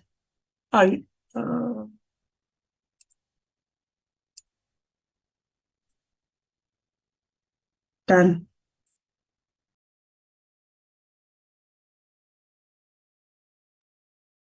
Chairperson?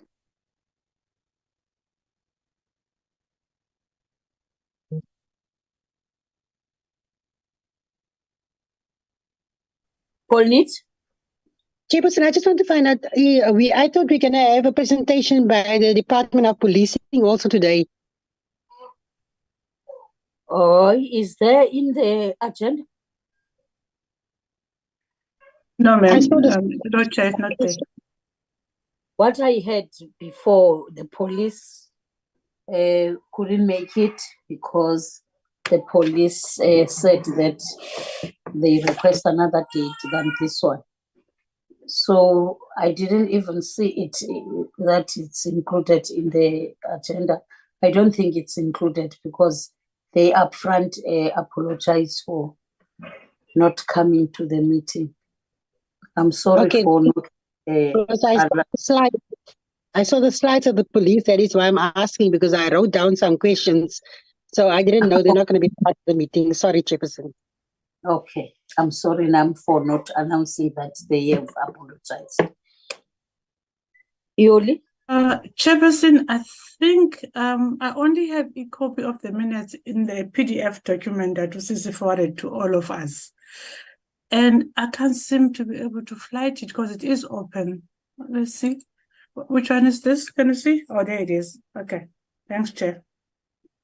Okay, Chair, this is the meeting of the 25th of February, where we had the hearings or oral submissions from the stakeholders. And then the committee considered and adopted the consolidated report on the provincial hearings on the Older Persons Bill. And the members who were present is you, Chair, Member Pilankulu, Member Hlongo, Member Manganye, Member Stock, Member Peterson, Member Basango, Member Aris, Member Murray, Member van der Merwe. And we have apologies from Member Sukers and a standing apology from Member Abrahams. And then these are the department officials in present and us from the support staff, Chair. Just going to pass through this one. And you had welcomed everyone in attendance when you opened the meeting. And the apologies were recorded by Mrs. Lindiwe, as I just alluded to. Then, Chairperson, we adopted the agenda. The move was made by Member Bilankulu, and her move was seconded by Member van der Merwe. So the agenda was adopted without changes. We had the minutes of the 8th of November that we had to adopt as a committee, and those minutes were adopted without amendments. And the move for adoption was done by Member Peterson, and she was seconded by Member Bilankulu. Then we had the minutes of the 29th of November for consideration and adoption. Member Peterson moved for the adoption of the minutes, and she was seconded by Member Masango. The minutes were adopted without amendments. Then we had the minutes of the 14th of February, tabled for consideration and adoption. Member Pilankulu moved for the adoption of the minutes, and she was seconded by Member Masango, and the minutes were adopted without amendments. Then we had a presentation I did on the report on provincial public hearings. It was a consolidated report of all the 9 provinces that we had visited for public hearings. Each province, there was a report drafted for each province, but then all of them were consolidated into one report, which I presented to the committee. Then the chairperson tabled the report for consideration and adoption. Member Manganye commended Ms. Kanye for presenting a thorough report which reflected the issues that were raised, and so she moved for the adoption of the report as a true reflection of what transpired in the provinces, and her move was seconded by Member Bilankulu. Then this was the internal business chair. With regards to the oral submissions, we received presentations from 4 stakeholders: Ilitela Bantu, Professor Malhebe, Kosato, and Mr. Johan Randenier. And Chairperson, there will be a report that will be drafted on this particular part of the meeting, which I had already drafted, which will reflect the issues that emerged during the deliberations of the meeting that day, Chair. Then that report I'll also table here for the members to consider it and adopt it, Chair, when Mrs. Lindiwe has programmed it. Then the meeting adjourned at 12:30.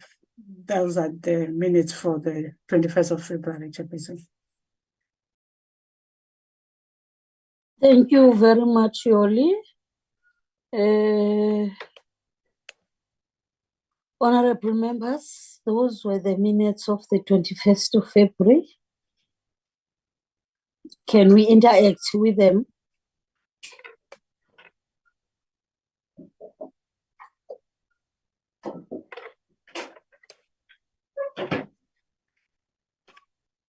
Hayibo, bakhona abantu endlini? Are there people in the meeting? Honorable members? Yes. I think it's a true reflection of what did happen in the meeting. Yes, thank you very much, Honorable Aris. I can see that also Honorable Stock has joined. We are happy to hear that he managed to join. And then Honorable Bridget.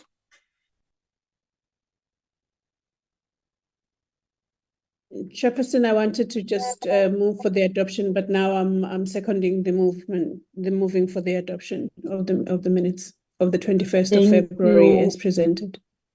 Thank you very much, Honorable Masango. Honorable Aris has adopted the minutes of the 21st and seconded by Honorable Masango.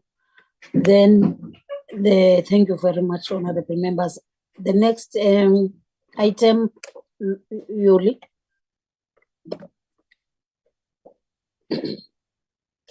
We have concluded, Chairperson. Okay, thank you very much, Yuli. Thanks ever so much, honorable members. It was so fast and quick, as I wish that it must be like that, so that honorable members have enough time to prepare for the next sitting, which starts at 3, but they will open up for the 3 o'clock at about 2. So, honorable members, the meeting is done for today. Then we will see and check the next meeting. And we hope that Lindy by that time would have been covered or recover in terms from the flu, in terms of that. Jerry, are you still with us? Yes, I am still with you, Chairperson. Okay, let's thank you for your time and also availability in terms of assisting the committee when Lindy is not well. Thanks ever so much, Jerry. And Thank then you, let Chairperson. let me also thank everyone in the meeting who managed to join. I know for a fact that the programs are very, very tight now. Each and every one of us has to quickly go and join other meetings. The meeting is adjourned. Thank you. Thank you, Chairperson. Thank you. Close the meeting for all of us, Yuli and Jerry.